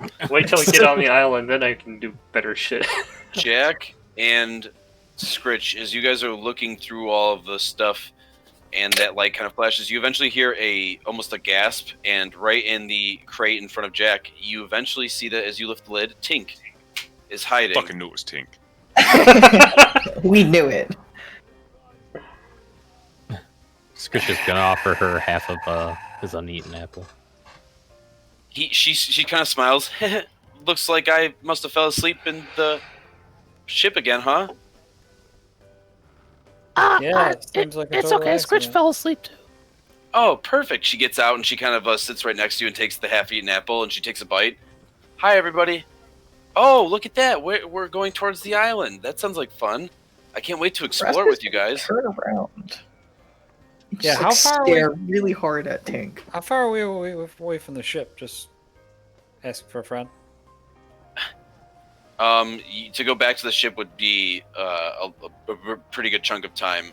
You guys have already spent about 40 to almost an hour, 40 minutes to an hour of already coming towards the island or the other vessel. But as you guys are approaching, Marco looks to all of you and says, "We have to make a choice. Do we wish to go to the island or go to the ship?" Bashir would prefer to go to the island. I can use my expertise more readily there. I agree with the island. Is this Did ship you like notice docked? anything? The ship looks to be anchored. It hasn't moved. Whatever's going on is... Is it like docked at the island? Or is No. it like offshore? Nope, it's offshore just like how your ship is, but Okay. much closer. Much closer. Okay. Did we notice anything with our perceptions? All of you, the only thing that you notice is that there are a lot of lights on the island, and it looks like there's people on there, quite a few people. And the ship itself has a couple lights, but there doesn't seem to be as many. It doesn't look as active. It doesn't look as busy. It looks a little bit more quiet. But that's about it. You even hear voices echoing from the island as if people are shouting or talking to one another. And you can't really see. The problem is there's a lot of trees and rocks covering the island, so it's very difficult to see anything. Rusk thinks there's less on the ship, though. Should we not go towards the ship? Is that not where captains are? Captain Skritch isn't on his ship. As Skritch is Skritch is saying, on a ship. and this is your ship, technically, Balthazar nods. This is a boat. Oh, forgive me. Balthazar seems very sad by this, as Damn. he thinks he's quite intelligent, but he doesn't know a whole lot about boats. Or ships. I still think we should Boats start and at the boats. So Ivan wants to go to island, and Skritch wants to go to island. Skritch is indifferent. Bashir wishes to go to the island. Balthazar looks to Rask. I vote with Rask. I say we check out the ship. If we maybe could find out if they're good or bad through that, then we head to the island. Why not get some information for first? I agree. I think the ship is the best idea. Ha! Here! And he looks to you, Rubik, as he's very happy that you agreed since you're one of the highest ranking bone collectors here. Get Bashir prepare to close raid. enough with the boat, and I will take care of Raid. it. Get Bashir close enough with the boat, and I will take care of the island. Bashir, come over here for a second. There's some grappling hooks and rope in there. I need several. Ah, shit. Ivan's gonna take 10 minutes while we're moving some direction and cast dark vision, or ritual cast dark vision on himself. All right, the sunlight is just about to die out too, so it is almost completely dark. Yeah, I'm gonna do that. All right. How long does it seem like it's going to take for us to get there? Not very much longer. Maybe another hour. Russ kind of looks at Rubik. Should we split groups? Marco looks nervous. I don't know if we should split up anymore, but it might be a good idea to get more information. Maybe whoever goes on the island does not engage. As he looks at all of you, I don't know if I should repeat myself again. Whoever goes on the island does not engage with whoever they are. We wait as a group. The one that would be leading the ship would be the swimming party. Well, who can So- swim? Myself, Rask, Jack. And Bashir. Bashir's a good swimmer. Bashir Oh, is Bashir- not great. Bashir would be best swimmer. on the island, he said. Bashir is not a great swimmer, but Bashir can also cause it so none of you have to swim. Swimming party doesn't necessarily have to go to the island. They just split apart. What purpose does it serve to go to the island? Perhaps they are doing something there which they will not be honest about on the ship. Possible. Well, I say it's captain's orders as he looks at Rubik or Skritch. You two decide. I'm gonna go to the boat. Skritch is just gonna shrug. Let's go to ship. All right, the ship it is then. If anybody wants to jump out and swim to the island, he looks back at you, Ivan. You're more than welcome. Get Bashir, Or we stick together and go to the boat get, or the ship. I'm fine with that. get Bashir a bit closer, and I can and run to the island from here. No offense, my friend. We're not getting any closer to the island. If we lose this current now, it'll take us longer to get to that ship. Unless you want to jump on a barrel and kind of float over to the island. You said it. We You might said find some other party. We might find some other crew members back there. As he looks over at Tink, and Tink just blushes as she seems very ashamed of what she had to do to get on here, but she's not proud of it. But she's here. That's all she's gonna kind of boast about. you said you're about an hour away from the island and the thing at this point, right? You're getting further away from the island now, as it's kind of been decided. Yeah, so I think we've decided that all of us are going to the ship. But you can still, if you want to jump off and try to float over to the island or swim over, you still have a chance. How long does this spell last for? Wait, we'll check. I love that. I love when a player asks that. How long does the spell last? I'm trying to go by Bashir because he wants to get back to the forest where he feels at Our home. walking is 10 minutes. And also, you'll be alone is the main It's- problem. It's 10 willing creatures, but an hour long. But you'll be alone. Right. And As much as Bashir It's wants to go, he's smart enough to not go by himself. Is he?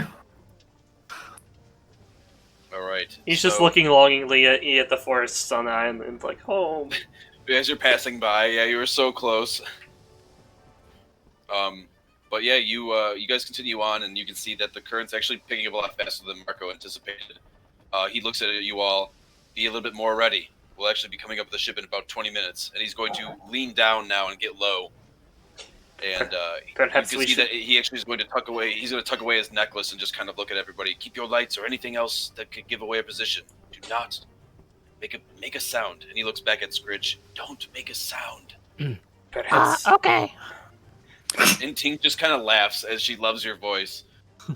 Perhaps we should abandon the boat as it is. Dock it if we anchor it if we can. I can get the rest of it. I can get all of us on board without having to need it. Marco looks over at Rubik if that's a good idea.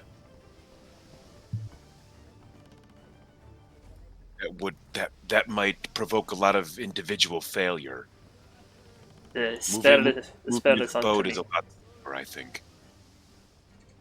Rask also thinks that we need to come back to the boat afterwards.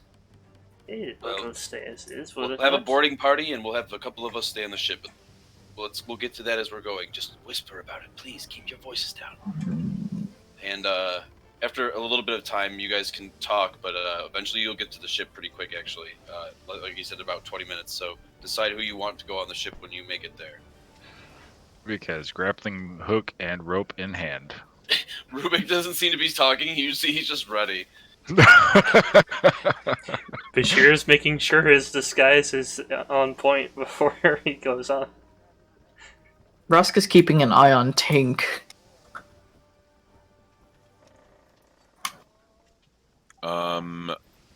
Ivan is at the. Okay, I'm rummaging through my bag to find what I think might be useful, which is literally what I'm doing right now. Anyway, so. As you're scrolling through your bag.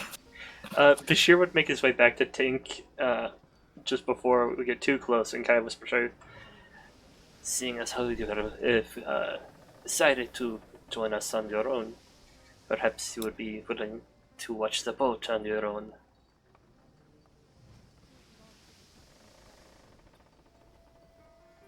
And you're asking this to Marco? Tink. He's Oh, basically being like, as punishment for coming here without permission, you get to watch the boat. Marco shakes his head. I think I should stay with the boat at least. The girl can stay too. She can stay too, but I think someone who's at least a good enough. He stops his words as he looks back at Tink. A more experienced sailor on the ship. A sailor and a protector, as he looks over towards Tink for the protector line.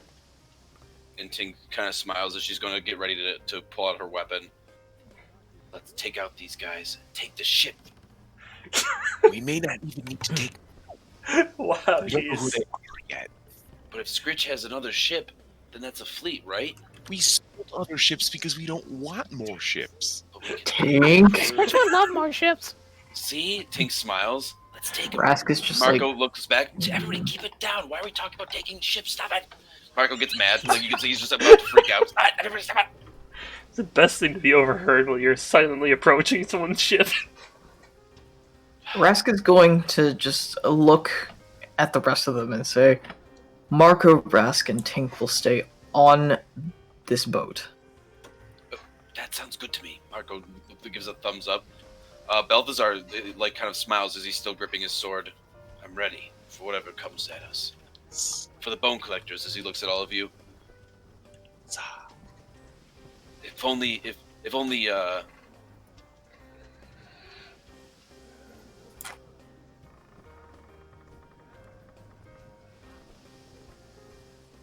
Hello? What's Mikhail's character's name? I forget. Sorthal? Sorthal. If only Sorthal was here to see us, and you see Balthazar just kind of looks up at the sky and hopes that that Sorthal is thinking of you guys. And really, he's I being wish. beaten by kids. Beaten by kids. That's the only I have of him, unfortunately. So, Rubik sighs quietly. He's doing a lot of that lately. so you guys That's are all approaching. true. Is there anything you'd like to do before you guys get to the ship? I gotta pull out my grappling hook. You're gonna pull out your grappling hook. Yeah, man. Okay. So you arm yourself with a grappling hook as well. Does anybody else want to do so, or do you want to try to just kind of find another way up on the ship? Do you have another tool, another method? Why not? Skritch is just gonna assume the position on Jack. Let him carry him to glory. I just All right. imagine Jack picking up Skritch and just like throwing him to the top of the boat. I mean, that works too. Yeah. Are we still- Not too far. You're probably a couple hundred feet. Okay. I am then just going to cast enhance ability for dexterity. You can at least climb better. Okay. Wouldn't that be athletics? Oh, Yeah, usually for climbing is athletics. strength. My bad. Yes. It's embarrassing. This is embarrassing. So the ability to climb. Yeah. Acrobatically climb. And shuffle cards at the same time. We approach. All right, so you guys are approaching the boat, or the ship, I should say. You are in a boat. As you approach said ship, all of you are getting very close. Marco pulls up alongside of it, very, very expert-like. And when you do, you see this.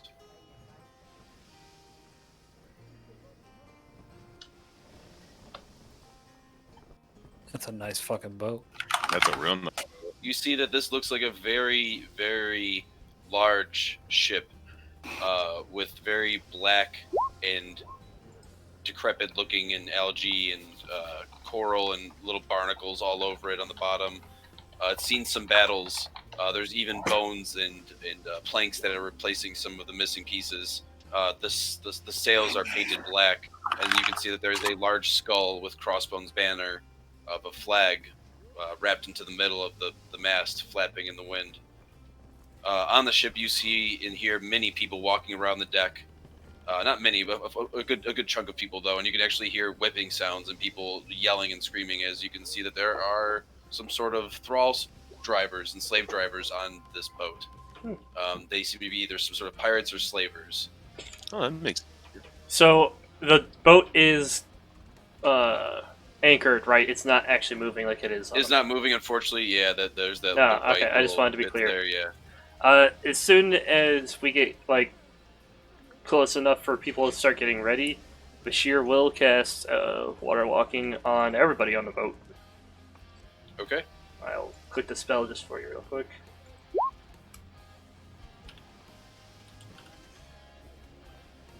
I assume everyone's willing. Yeah. All right, so you guys pull up alongside. Where you are located is right here on the back bottom of the ship. Bashir's just going to hop off the side of our boat and literally walk over to the other one and try and find you know how they have like those built-in wood bladders kind of in the sides of ships? You gotta kind of look for one of those.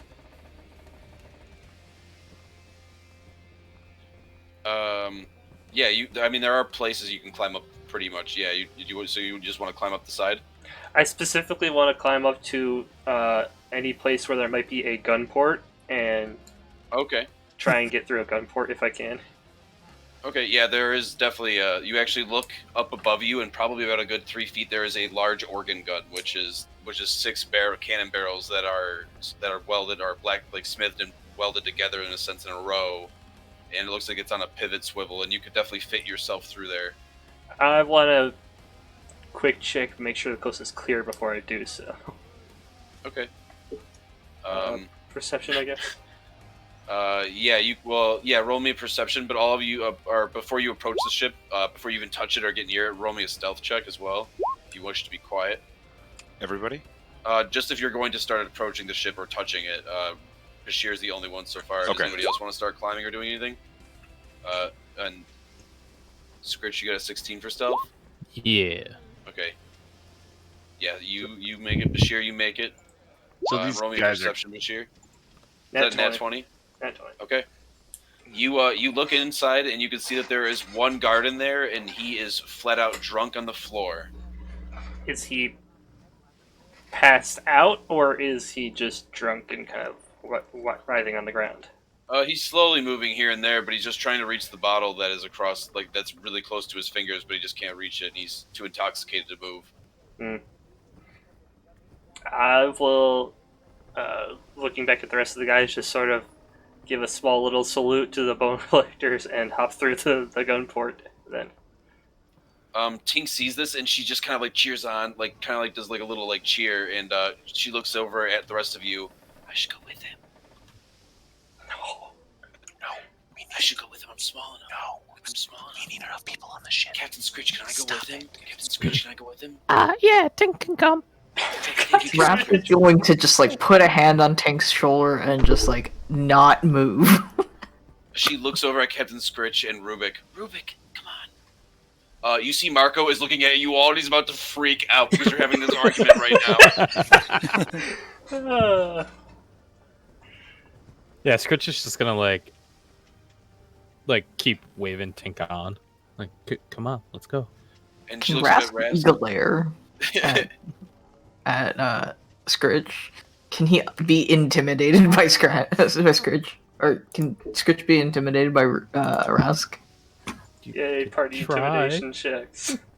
Yeah, you're gonna attempt to try to glare and intimidate Skritch into not letting Tink go. It's gonna be hard because Rask is not apparently really bad at intimidation.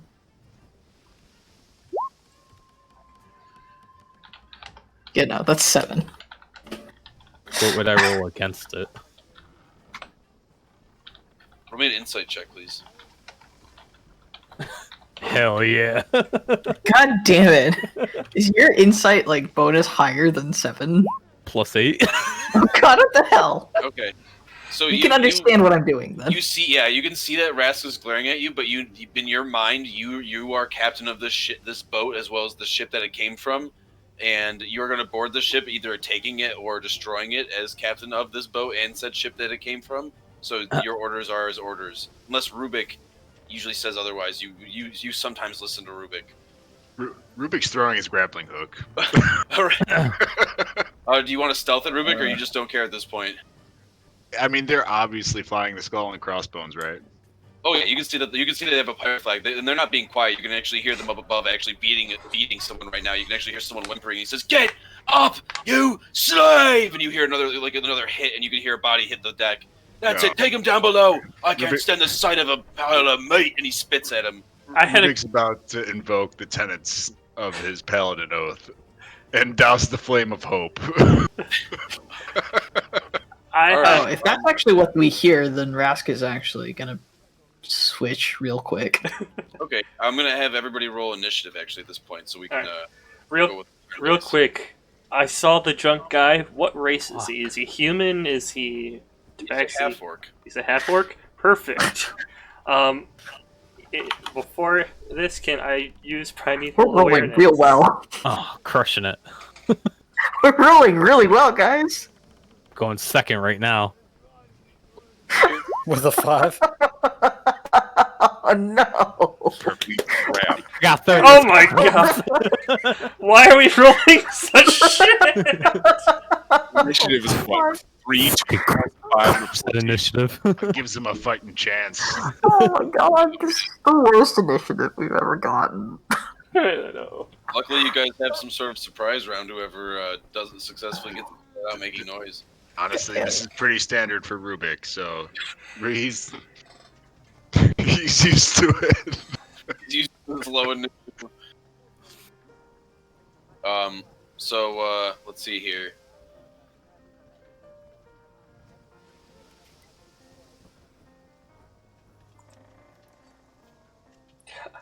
damage.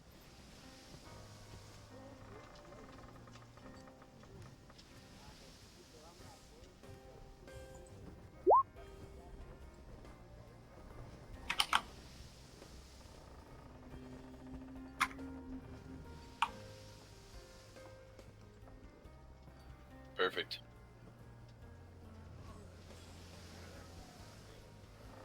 So with that, we will go. You see that everybody's getting ready to board the ship. You guys hear noises up on top of the deck. It sounds horrible. Ivan, you already see Bashir has already entered the ship through where the organ gun port is, and you can see that Rubik has already like let go of the grappling hook, and at any moment you're gonna find out if it lands or not. But it is your turn.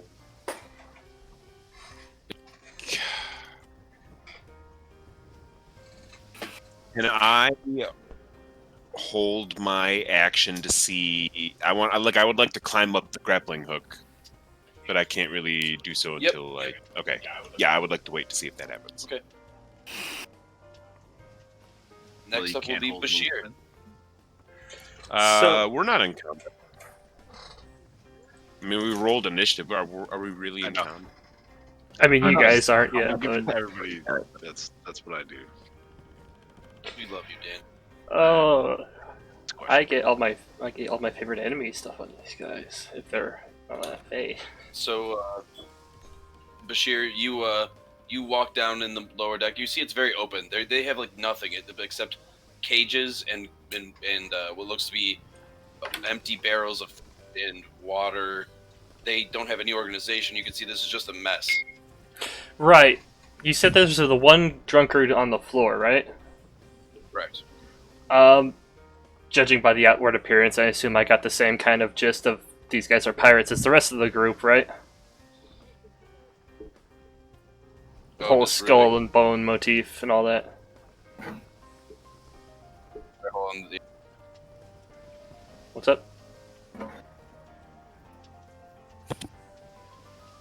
Hello? Yeah, but Rubik, I rolled. They're trying to figure out what order people go in. It's fine. Does it go by?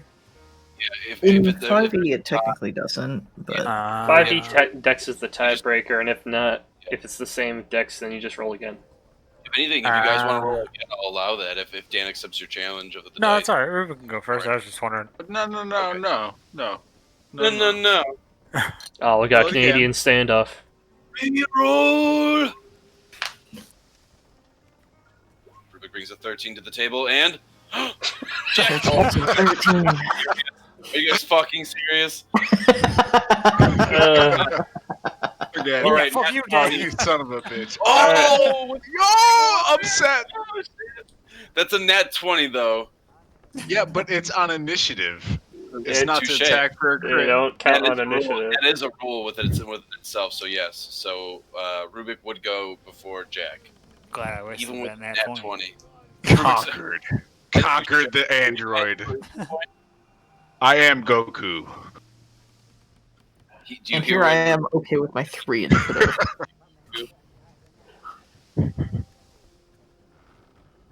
All right. So it is. It will stay unedited. Unedited. And it. And then a minute. Edit is a really strange word. I just Unaltered. imagined like Rubik As- and Jack like deciding who's going first. Rock, paper, scissors. Yeah, like rock paper scissors. So The rope- who's out of the boat first. The rope gets thrown up there, Jack like grabs onto it, Rubik grabs onto it, and then there's just a shove fight to see who gets to go up first. Hey! No, hey!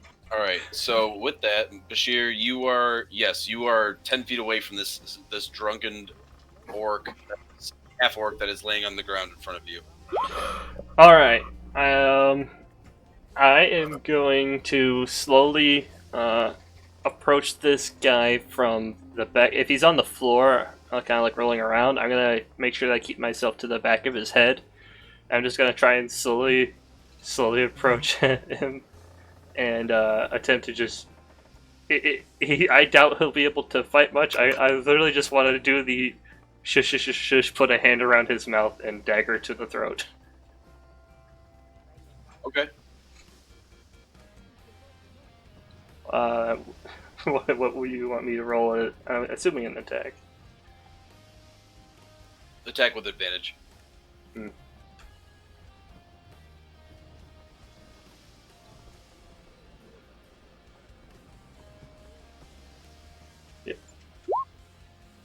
Good thing I had advantage. That's a 20. What'd you get? 20 with advantage. A dirty 20. Dirty 20, yeah. Sorry.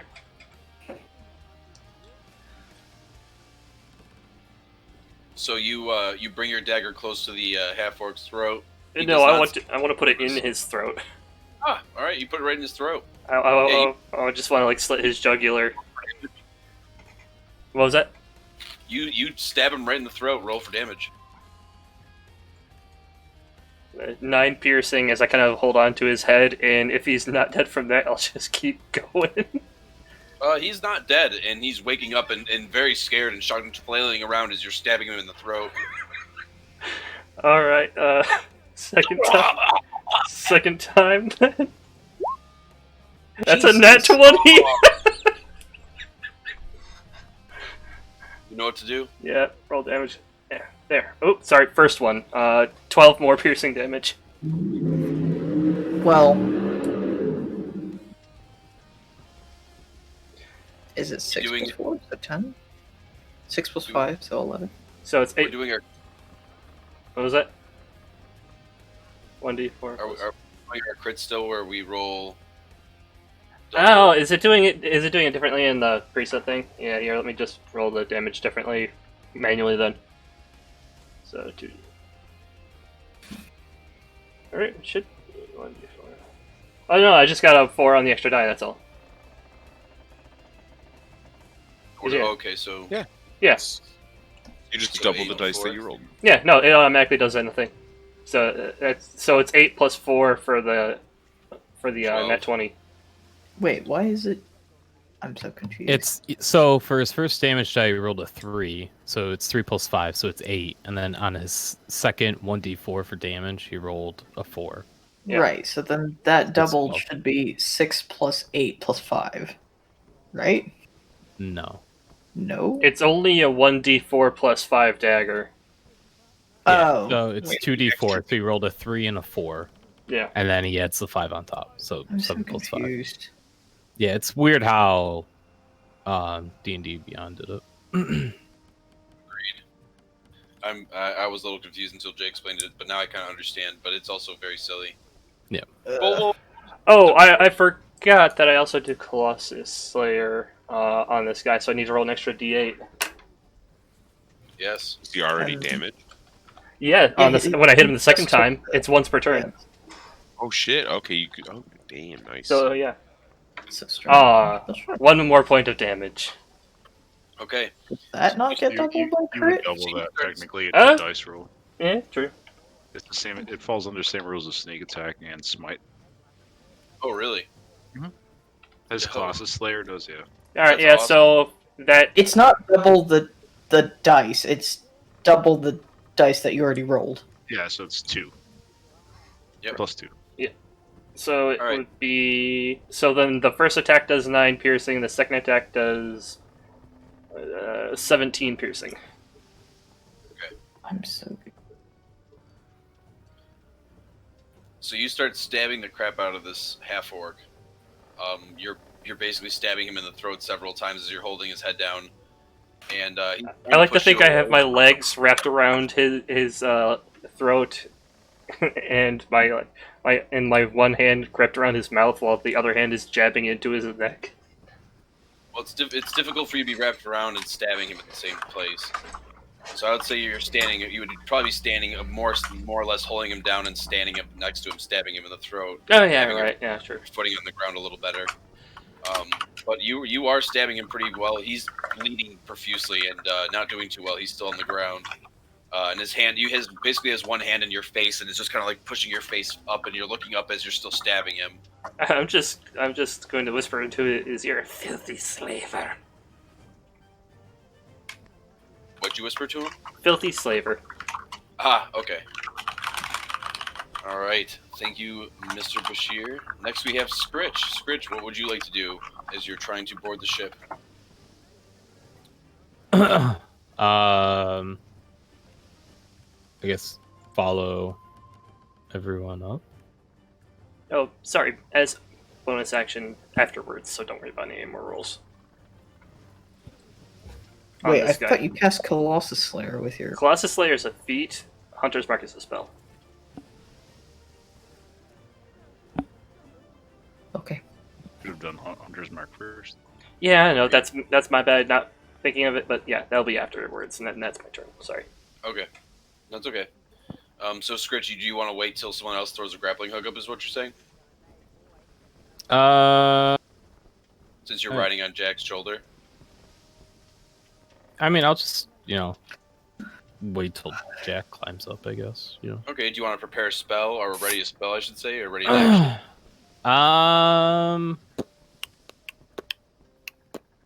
Do I want to? Oh, I think. Oh, actually, I'll do. Sorry. 1 second. That's okay. I'm gonna do the emboldening bond on Jack.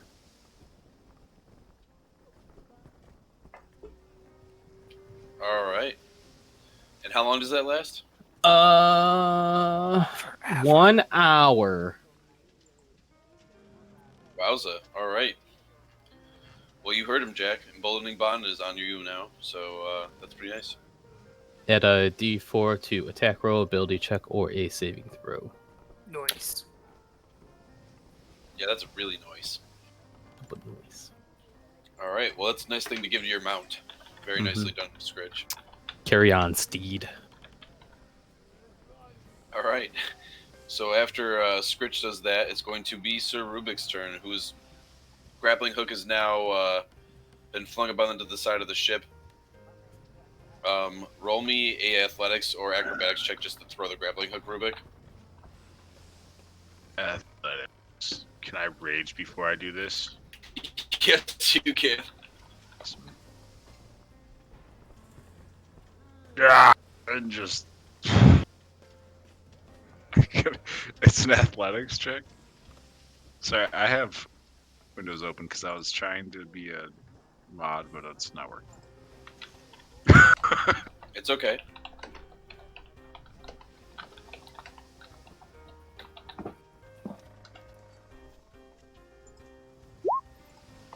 There we go. 23. So you whip your grappling hook up, and you actually see that you catch right between here, right where the cannon is pointing out towards the port side there. I'm just. How high up is it? Oh, that's not. I didn't know spacebar did that. Sorry. That's okay. That's Another the thing. athletics. How high up is it? Athletics. Well, I mean, you can just take like that high. if you want, but I'll wait for you to call something and I'll roll for. But how high up is it? And I have to climb the rope. 20 feet.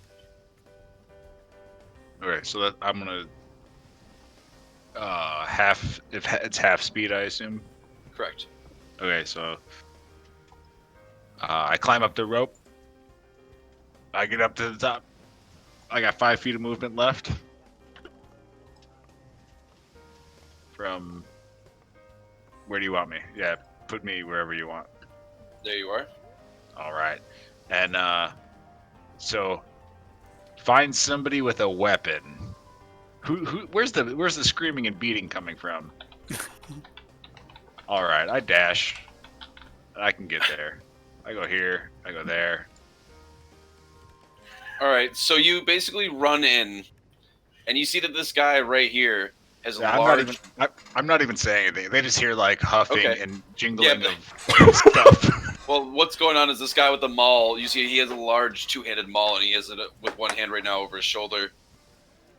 There is another pirate that is holding the slave down, and there's another slave right here laying on the ground, very beaten, very bloody, and not doing too well.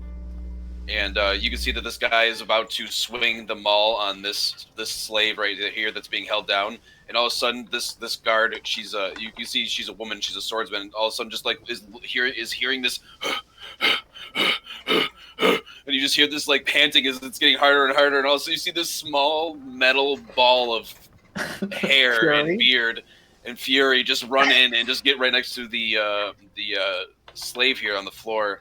And Rubik, you basically deflect the maul as it's about to strike the slave, and it just kind of creates a large spark. And all of a sudden, silence just ripples across the ship. What the bloody hell is this? And he looks at his maul, and he looks down, and all of a sudden there's this giant metal dwarf in front of him. Who the hell are you?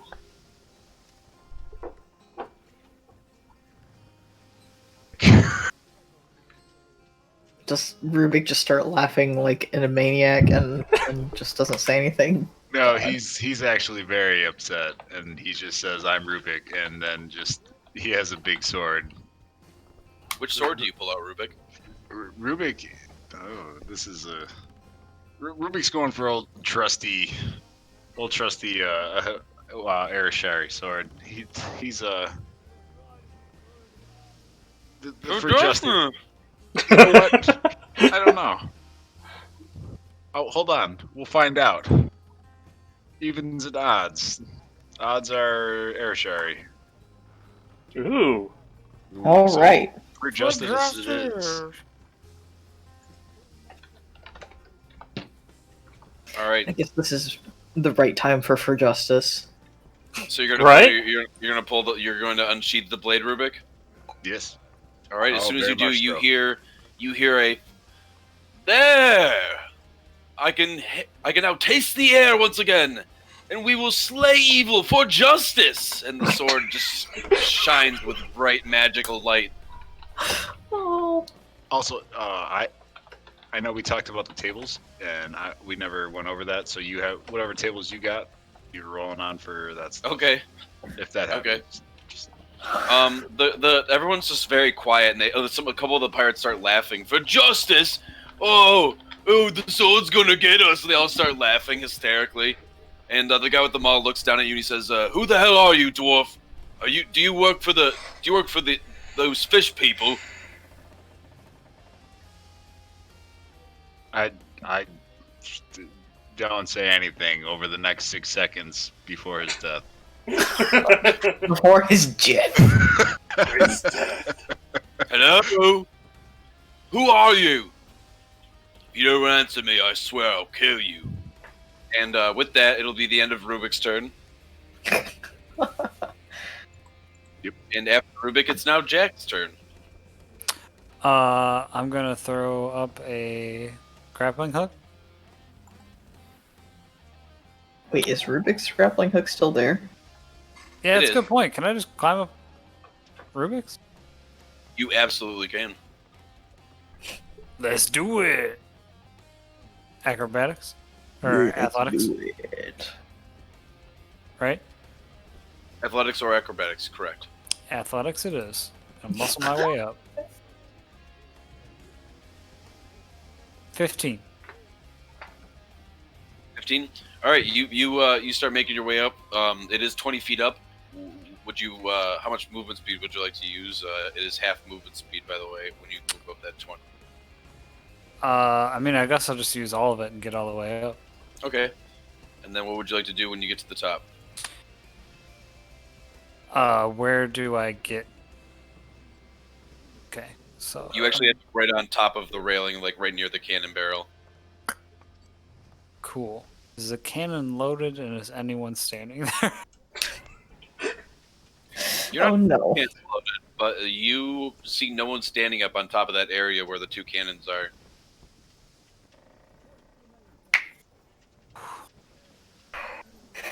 Go a little further.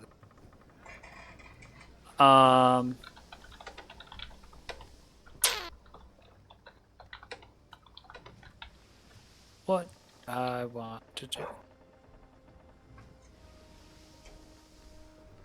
It's like all my spells are like 15 feet, 5 feet touch.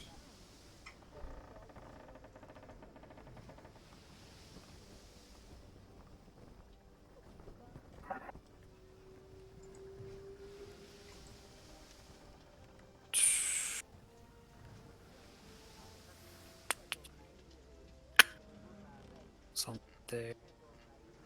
Sorry, I'm just trying to map out what I want to do. So guys in orange are bad, right? And Depends pink on guys are slavers. Correct? Depends on what your definition of bad is. Okay. Orange guys are slavers and pink guys are slaves? Maybe, baby. Okay. You are correct.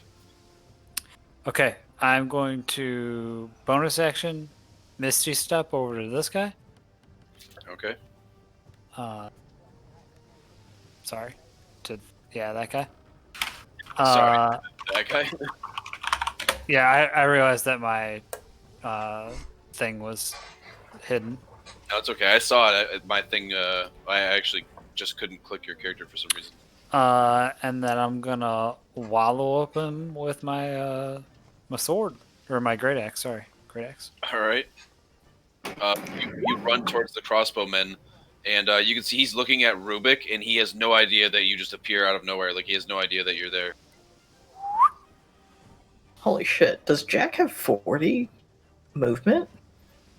No, I Misty stepped. But to get up the side of that, To get up the side is 40. I thought you said it was 15. No, it's 20. It's doubled. Oh. In that case, I don't make it up then. Okay, so you're still You up. can Misty Step from there. Yeah.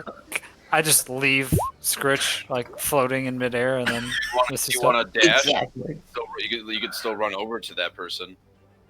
No, I don't think you could even run over. You'd be able to get up to the top and then move a little bit if you wanted.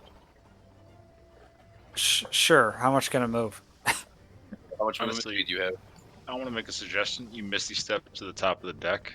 Could you do that? Section. You have your full movement. Yeah. Yeah, and just leave Skritch. Let's do Yeah, that. but then I'm just like leaving Skritch there. You can deploy Skritch on top of Rask's shoulders instead. You also lose emboldening bond. So Yeah. So you just want to climb then? Wait, do you Yeah, have and to then be within sight of him for the emboldening bond? within 30 feet. Ah. okay, so if I dash up, it would be 60 feet, 40 You'd feet, still so have I'd have 20 left. 20 left. Okay. Mhm. So you'd get there, and you'd have 20 left from here. Damn. Okay. And that would be the end of my turn, right? Correct. Okay. I'll go to like right behind this thing, whatever it's the Okay. mast. Mast. Yeah. Your mast. So that I'm still kind of at least a little hidden. Okay. Very, very smart move. Very smart move. Everyone seems to be focused on Rubik at this point. And then I'm gonna chuck Skritch in. Yeah, eat. Yeet. Yeah, and then I'll have my turn. All right. So you stay still and kind of watch Rubik get in the spotlight as he's taking on all of these pirates as he's done multiple times. Things. It is now Rask's turn. Rask is gonna briefly look at Marco. Does Marco look like he wants Rask to stay? At this point, you can see he's just kind of concerned with making sure there's not going to be too much commotion. You can see Marco is looking frantic and kind of like nervous as he's very uneasy about the situation. Rask, stay or go? Rask, go help them. They're going to need all the help they can get. If need be, I might even leave this boat. I mean, I know we shouldn't, but if there's too many of them, we'll need to work together. Okay. Rask will just nod and then start climbing up that grappling hook. All right, roll me an athletics or a acrobatics check. Please don't ever ask me to roll an acrobatics check. Rask is not good at that. Oh, Okay, typical. 27. So you beast mode it right up to the top, and what's your movement speed? It's only 30. So do you want to dash? I'm assuming. Yeah, Rask will dash. So I have 20 left. Right. Correct. So from here. Oh, wait, it's from back here.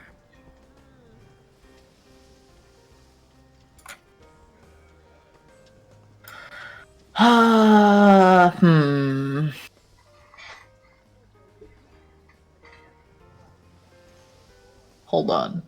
Can Rask? I need Ferrum help with this. So to decide that spiritual weapon is I have to cast within 60 feet, but I also have to make an attack beforehand? I believe that's where we left off. When you cast it, it can make an immediate attack. Okay, but and that attack has to... Yes. And, Okay. and then it can move as your bonus action and attack as one bonus action. Wait, so does it cost a standard or a bonus action to cast? It would. What's the? I think it's an action, right? It says bonus action. One I believe bonus action bonus for action. casting. Okay, yeah. So it would. You could cast it, and it would immediately attack where you cast it within the range the spell. Oh, 60 feet. So 60 feet. Yeah. Okay. You can't move the same turn because you've already used your bonus action to Dash. Dash, yes. So, and it's 60 feet, you said, Rask? Yeah, it's within 60 feet. Okay. I'm trying to figure out, so is it my standard action to dash, or is it my bonus action to dash? action because Standard. unless you're It's my standard, right? Yes. Yeah, Yeah, so, yeah, for have some other. so my move action was to get 15 feet up the rope. My standard action was to dash, 20 and I have, yeah, the last 5 feet and then move 20 feet, and then bonus action. Can I get down here? Yeah, there's stairs, Or- right? Yeah. I'm trying to figure out where I would be. Yeah, that's fine. Can I do a quick scan of who looks to be the most important? Yeah, you look around and you can see this guy in the middle with the fancy armor, and it looks like he has a orange. They all have orange on, but this guy has basically like a flag around his back, is like almost like a half cape, and you can see that he also has a large two-handed maul that's thrown over his shoulder that he's gripping very tightly, and getting ready to whip across Rubik, who has gotten in his way from striking down another slave. It looks like that's below his feet. Alright, well, from behind him, Rask is going to summon a bonk hammer. All right, the bonk hammer will be summoned. Yes. It is +8. Ugh! Can I inspiration that? Yes, you can. Alright. Watch me roll a 2 this time. Ooh, it was close to that That one. was really close to that one again. One. That's a 15. All right, you see that as you summon the bonk hammer, as it swings down, you see that he's going to use the maul and stop it, and look around. What the hell's going on? What are you doing here, dwarf? Why are you summoning these things? Does he not realize that I'm there? He has no clue it was you. He believes it's Rubik. Yes! Yeah. Rask is not sneaky, so he's happy that it was successfully sneaky without trying. The only person who seems to notice you at this point, Rask, is this guy, but he's still very like, oh hey, there's a giant lizard over there that just summoned a magical hammer on one of my bosses. But there's this dwarf. But Can't take this my eyes- dwarf. This guy has a handsome spot. dwarf that I can't keep my eyes off of. That dwarf. All right. And with No that, I man will can resist. Go back to Ivan and Skritch, who I'm assuming you guys want to climb up as well. Or Skritch, you're technically attached to Jack, so Yes. We are one and the same. put you right there. We have connected. But Oh, the yeah, weird. I will let Ivan. Do you want to climb up there then? Since you were holding your turn to kind of wait for someone to grapple hook. Yeah. Okay, so you want to do a double dash, not the Mario Kart version though. I But the think- Mario Kart version's the best. I think a single dash would. I can't actually dash right now, but a single dash would be adequate. Which I will do. And then you want me to roll to get up? Yes. What do you want me to roll again? Athletics or acrobatics? Okay, so then I would have when I did enhance ability, I originally wanted to do dexterity because then I That's fine. thought I thought they were interchangeable. Well, with the grappling hook, they are.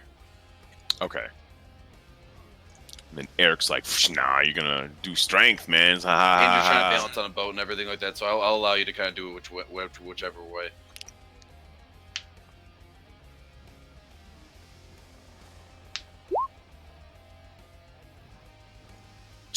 22. Oh yeah, you beast mode up there, and when you do, you see Jack is kind of hiding behind the mast, right in front of you, and Skritch is on his shoulders, and they're both kind of peeking over down this way, and you already see Rask down below, and he has summoned a hammer and swung it on the guy in front of him, but he seemed to have blocked the attack and is now yelling at Rubik. And then that was... And down below, you can slightly hear throat stabbing, but you're just not sure what's going on. Oh god. Just quiet gurgling. Yeah, that'd be about all you can hear. I hear Karn just smiling, from just grinning as he's just like, yes, throat stabs. Yes. I'll come up here to the other side of the mast with Jack. Okay. All right, you get down all military style. You guys get over and you get behind the mast, and you see Jack is getting ready to grip his weapon and run down there and attack somebody. I can't really do too much else with my bonus action right now, so I'm just going to end. All right. So with that, you end your turn. The pirates are very startled by all this. The guy with the maul is so angry and so mad that Rubik did this that he's going to within a quick motion, he's going to kind of swing upwards with the maul and kind of almost backlash against your magical hammer, Rask, your boom hammer, and he's going to come down on top of. He's going to basically swing down the maul on top of you, Rubik. Mm-hmm. He can try. He can try.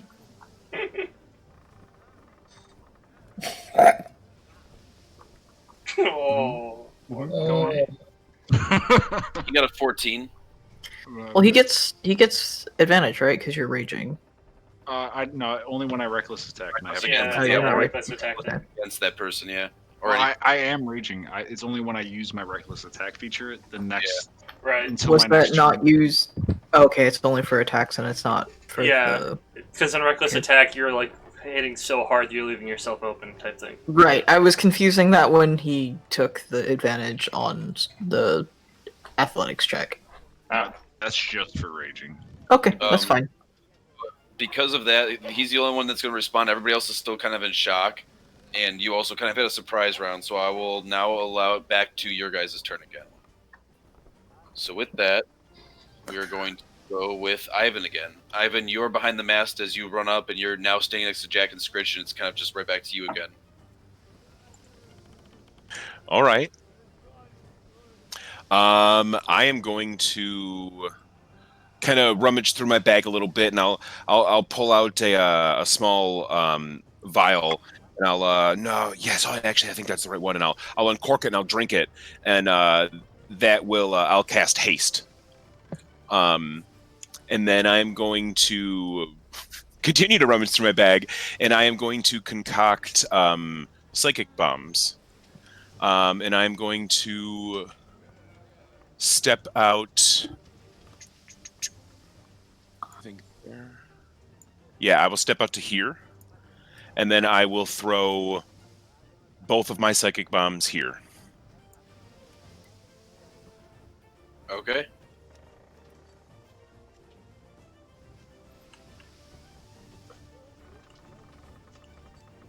I think the new macro's right. Yeah, so for the first one, I got a 25 to hit and 12 for damage. And that was right here. Yeah, that was on the guy next to the slave.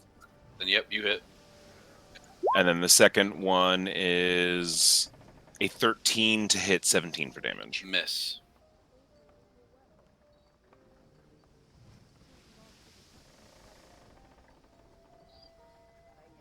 I am then going to...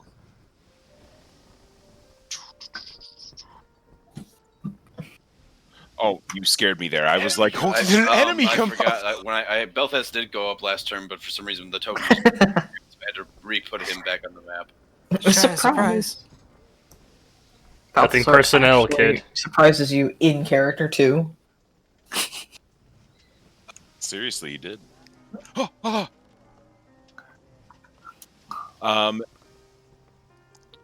Yeah, and then I'm gonna dip back in All right, because that's a concentration spell, so I don't want to take unnecessary damage. all right. So you dip back in, and it hits this guy. And how much damage was it? That one was 12 psychic. When it hits him too, he actually stumbles a little bit, and the slave looks over at him as he's now no longer being held down. And he looks over at you, Rubik, and he says, "You're so strong. Thank you for saving me." It takes all 6 seconds for him to say this. Rubik's everybody here thinks, and this group over here thinks Rubik is doing all of these things. Yeah, there's all He's people doing all this stuff. It's okay, we're the backstage crew, it's fine. Yeah. You guys wearing They have like black suits on, like black turtlenecks with black pants. They're gonna go downstairs, find a bunch of dead people. Oh, you did this before you even got up here. Skritch is the stage. He's got the headset with like a clipboard. He's like, now, your cue. Go! Rubik needs to throw his hand out that way, and then you just hit him from behind. All right, so Just a channeling trope. Will God. that is the end of your turn, yeah, right? 'cause I can't do anything useful with my bonus action right now. Okay. So I you're now want there to be a... next up Think is about Bashir, little bush baby down below. What are you gonna do? The position that I'm currently in, I can't do much more. I thought about switching to a more damaging weapon, but I can't really do that without literally without letting go of his mouth and alerting people that I'm here. So I'll stab at thee again. Do I still get advantage on this guy since he's on the ground, I assume? Okay. 28. 28. That is a hit. 7 piercing. Is he still up? He is barely alive, but yes, he's still alive. Ooh, 15.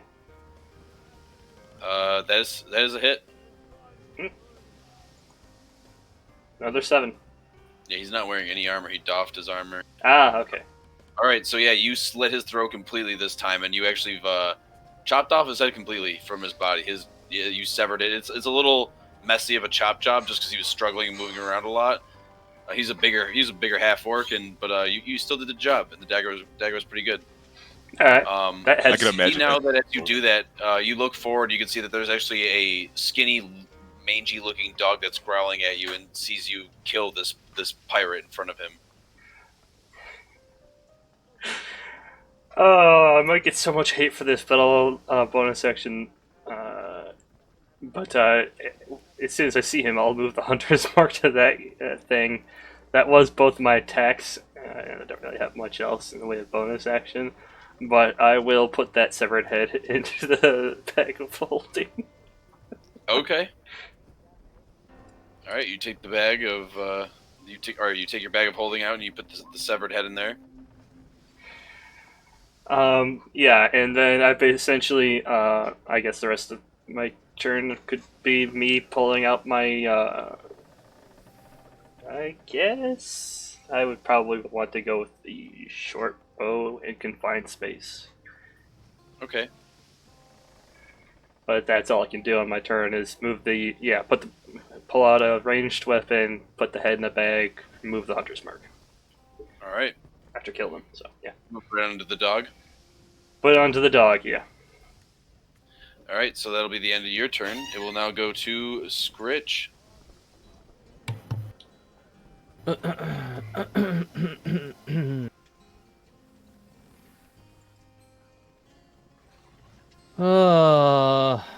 Sorry, 1 second.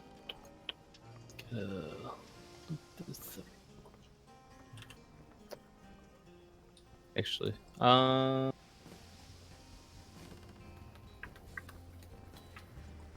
climb down from Jack since he has done his duty. I'll move there. Speed to dismounts and mounts. Yes, I dismount. Where do you want to go? Right here. And I will attack the gentleman in front of me. It's angry. All right. So, Skritch, you just jump off Jack's shoulders and book it down there. Yeah. 26. Oh, you hit him. I will. Yeah, so damage. And also Divine Strike. Whenever it rolls. So 19 damage, 5 of it radiant. All right. So you basically run in, and you see the crossbowman is taking aim at Rubik, and he's got like a wide stance, and you come in and you basically break his kneecap, and he drops to the floor. I am the captain now.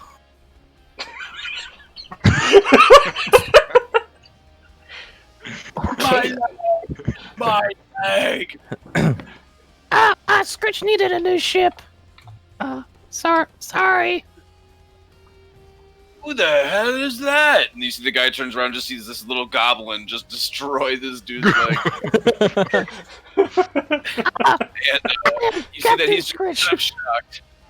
Captain who? Captain Skritch. I've never even heard of Captain Skritch before. This is a joke. Who the fuck is... Kill him! Kill him! Kill them all! Kill the slaves too! And you see he just gets pissed as he swings them all around. No bueno. Who's screaming this? This guy. Yeah, he dies first. All right. Next up is going to be... Oh, wait. Skritch, is there anything else you want to do? Oh. Bonus action. Yeah. 1 second. I can't remember if this spell's bonus action. It is not. Damn. No. I'm good. I'm done. No, actually. Oh, hold up. Sorry. Son of a bitch. Sorry. I forgot. I got something else in the bonus section. I'm gonna cast Holy Weapon on myself. I should have did it first, but. That's awesome. What does that do?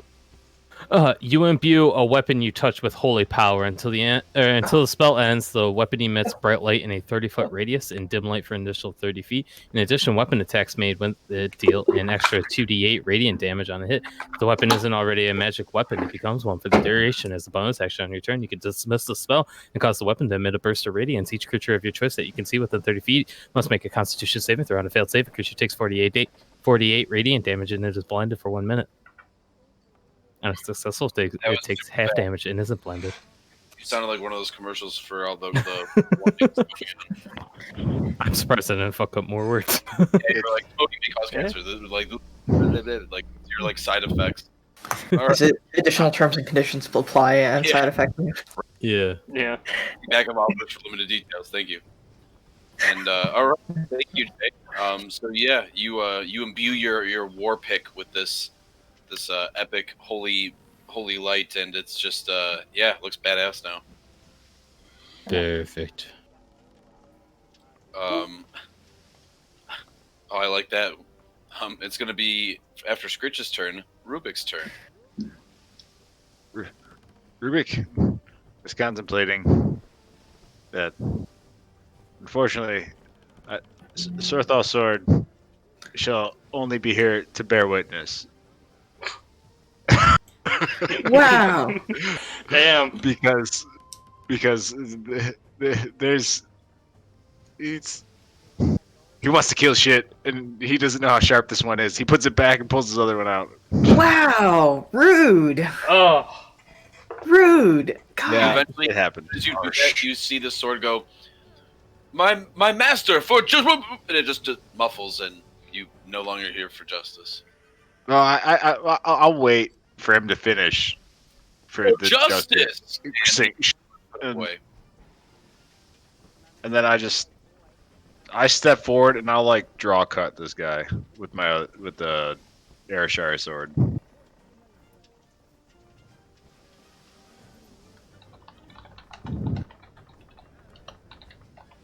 Reckless, of course. Of course. I'll fuck it. I don't know how tough he is. I'm going to before you tell me if I hit, I'm going to use my paladin thing, channel divinity, and add +10 to that. Beautiful. So 31. So 30. No, it's 26 to hit. 26 to hit. Yep. You hit. Okay, I'll pump a level 1 smite into that, so an extra 2d8. Son of a bitch. Ooh, wait, can you roll one of those ones though? No, not for smite. But so it's 23 damage. 2 radiant. The D4s are elemental. 2 radiant, 6 concussive air. All right. You said 2 radiant. 2 radiant, yeah. Okay, thank you. All right. Is there anything else you'd like to do, Master Rubik?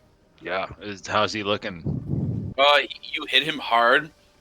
He's got blood coming from his mouth as you smacked him right across the face, and you see that there's a large cut wound now from the edge of his inner left mouth all the way back to his ear, and it's a really bad scar. And he kind of holds his hand across. And he says, "How dare you! I'll kill you for that!" And he's going to get ready to attack you. But what would you like to do still on your turn? I mean, I have another attack, so we're gonna go with that one. We're gonna go with that. Option A. Reckless.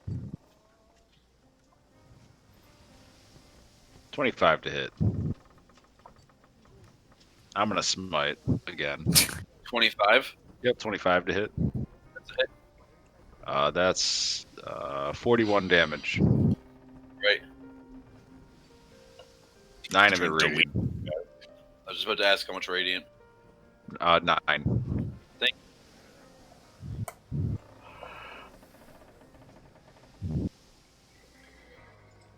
You basically slice upwards and you cut him open so badly that he tries to use his hand to react within, like, this is a two-handed maul, and you actually lob off a good chunk of his left arm, and you can see that it's just dangling now as his hand barely has any, like, use left. Ah, you bastard! And I'm gonna kind of circle him, but I'm gonna move 5 feet there, so I'm in combat with him still. But also in combat with that guy. And then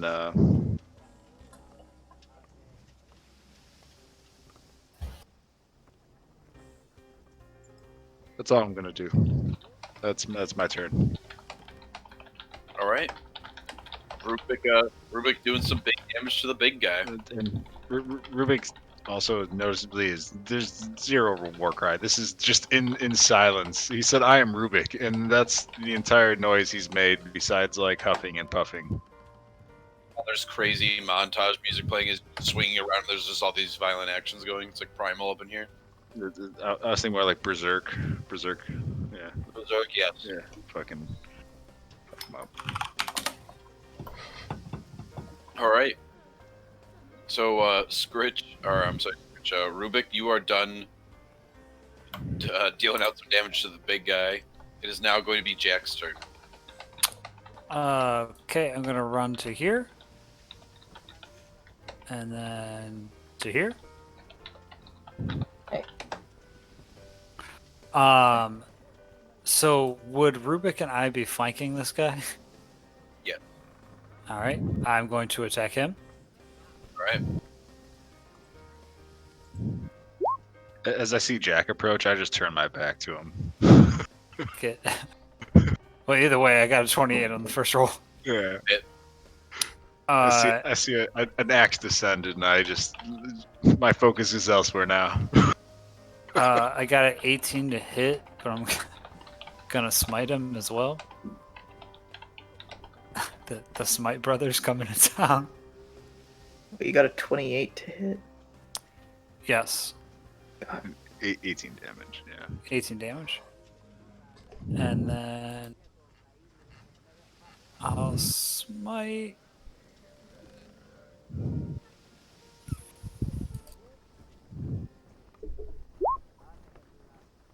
For 16 additional damage. So, is that 34? Yes. Okay. So 34 damage. All right, he's barely alive as he's just kind of looking at the rest of his crew. No, just stand there, kill him. You fall to 1D as he's barely alive. I'll let him suffer for a little while. I'm going to use my bonus action of Thunderous Smite Okay. and attack the lady right here. Do it. Do it. Do it. Strike her down with your hatred. So, dirty 20 to hit.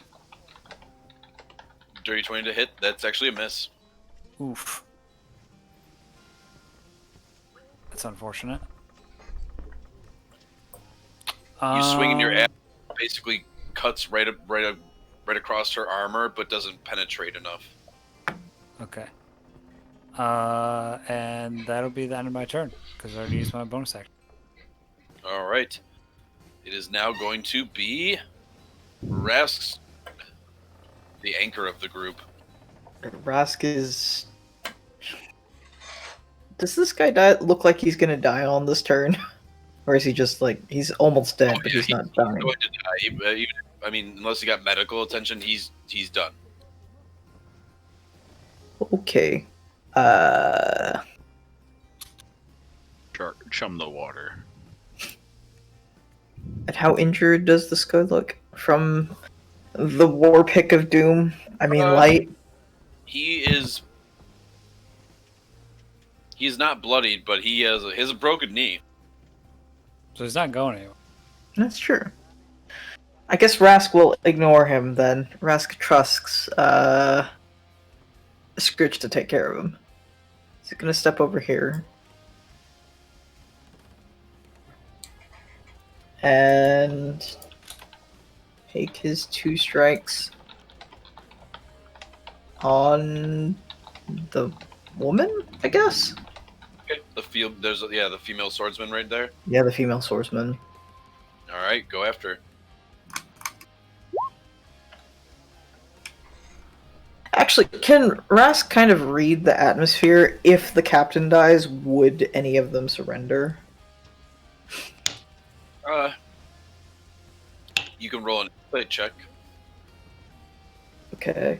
I would be okay with using my standard action for that as well. Okay.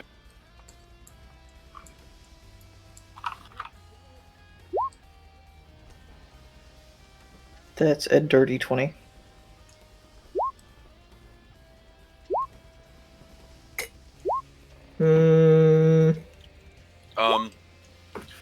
Looking across the crew, you can see a lot of these guys are pretty loyal to their way of life. Yep. They all seem to be having tattoos, similar markings. You're not really too sure if you kill this guy, if they would just immediately surrender. You're not even sure if this guy is actually the captain overall either, though. That's true. Okay. So that's just judged based on your roll, though. That's all that you can assume. There could be more, there could be less. That's just Yeah.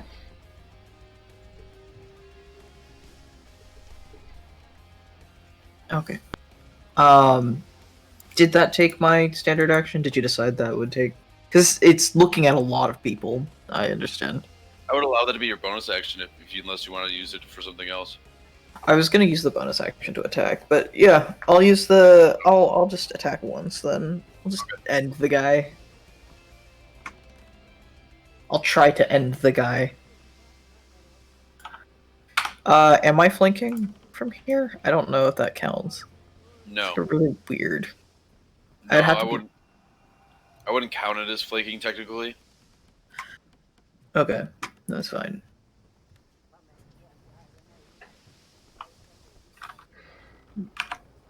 Yeah, he's already getting tons of flanked already. Yeah, that's a 14 to hit.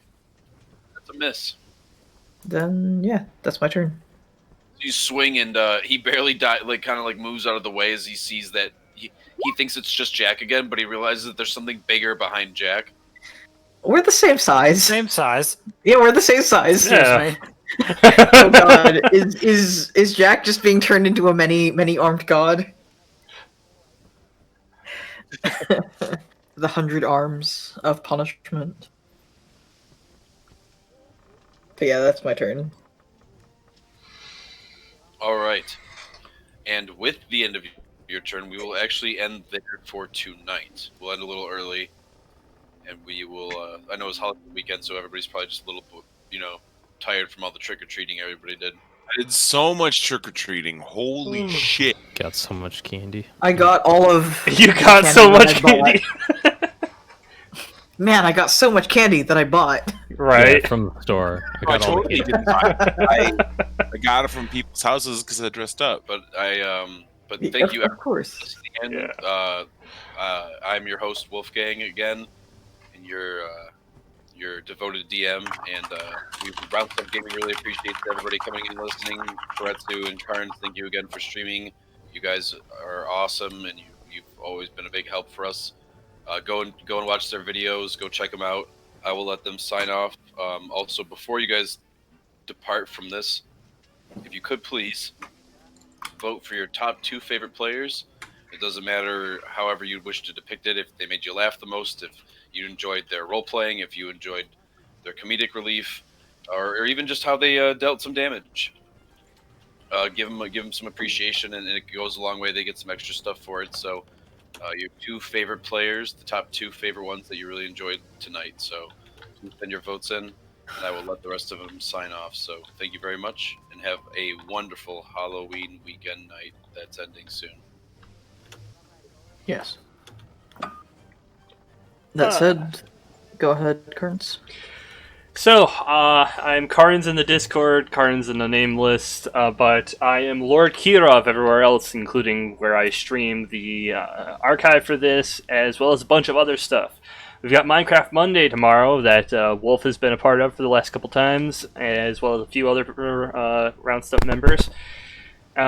Tuesdays I've had to give up because I'm in the middle of a career shift, but every other Friday I've got Chaos Theory, which is the campaign that I DM. So this coming Friday is not going to be it. It's going to be the Friday after that. And possibly going to be continuing yesterday's Halloween one-shot, in quotation marks, on Saturdays, if we can get everybody to do that. But that is my setup as is. And with that, I will end the archive here. You're always welcome to go check out my YouTube channel if you have just jumped in and you want to see how we got where we are, or at least from my perspective. Yep. All right. And for those of you that are with me tonight, please do vote in my chat with the bang vote and then the number associated, as you see in the chat. Thank you guys for coming by. It has been a wonderful night. And as always, thank you to our DM, our wonderful DM, for enabling us to have this fun story. Everybody clap. He's a busy man right now. Yeah, he's very busy. Thank you. Yeah, I'm just once the house is done, then I'll be back to normal. So don't worry, guys. Yeah, do vote. Your votes count the same as ours, so don't think you're not going to change anything. Certainly. Yeah, we each get 2 votes, and everyone in chat gets 2 votes, so please do vote. Everyone's kind of counts equally.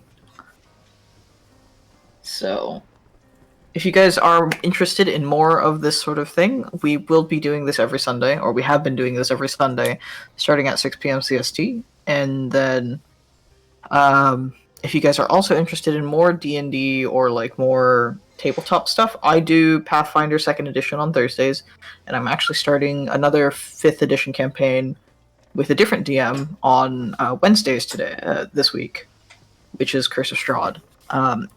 And also, if you're interested, you can go check out Carnes. He also does a bunch of tabletop streams as well. So please do go check him out.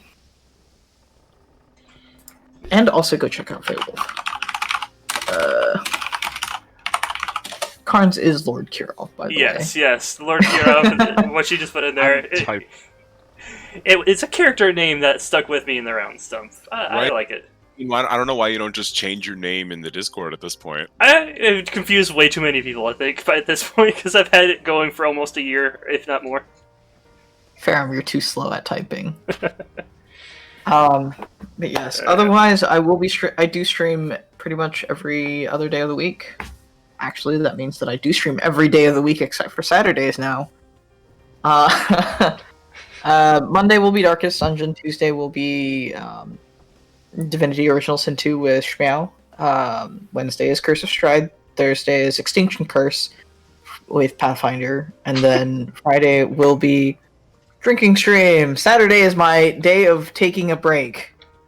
Please don't come on Saturday. I'll be here Saturday bright and early. God damn it, Jay. Drinking singing stream, right? I suppose drinking. Yeah, anyway. But we will be rating Hey Steve tonight. He's actually DMing his Pathfinder campaign right now. Yes. But All please right. do vote. I see Ziada has voted. If you guys jumped in, like, at the last 5 seconds and you heard 2 words, vote for the 2 best words that you heard. Yeah. Whoever has the best word that you heard. If you heard no words, then who do you like the best out of whatever the heck context clues? Who has the most soothing voice that you've heard since we've been sitting here shooting the shit? Yeah, who has the most soothing voice? Who has the most soothing voice / best like impression on you? Sans the DM, because that's not fair. DM is always best. So much. DM always is best, yes. Alright, I'm going to just jump the archive off at this point. Everybody have a Go good for night. it. I'll see you next time.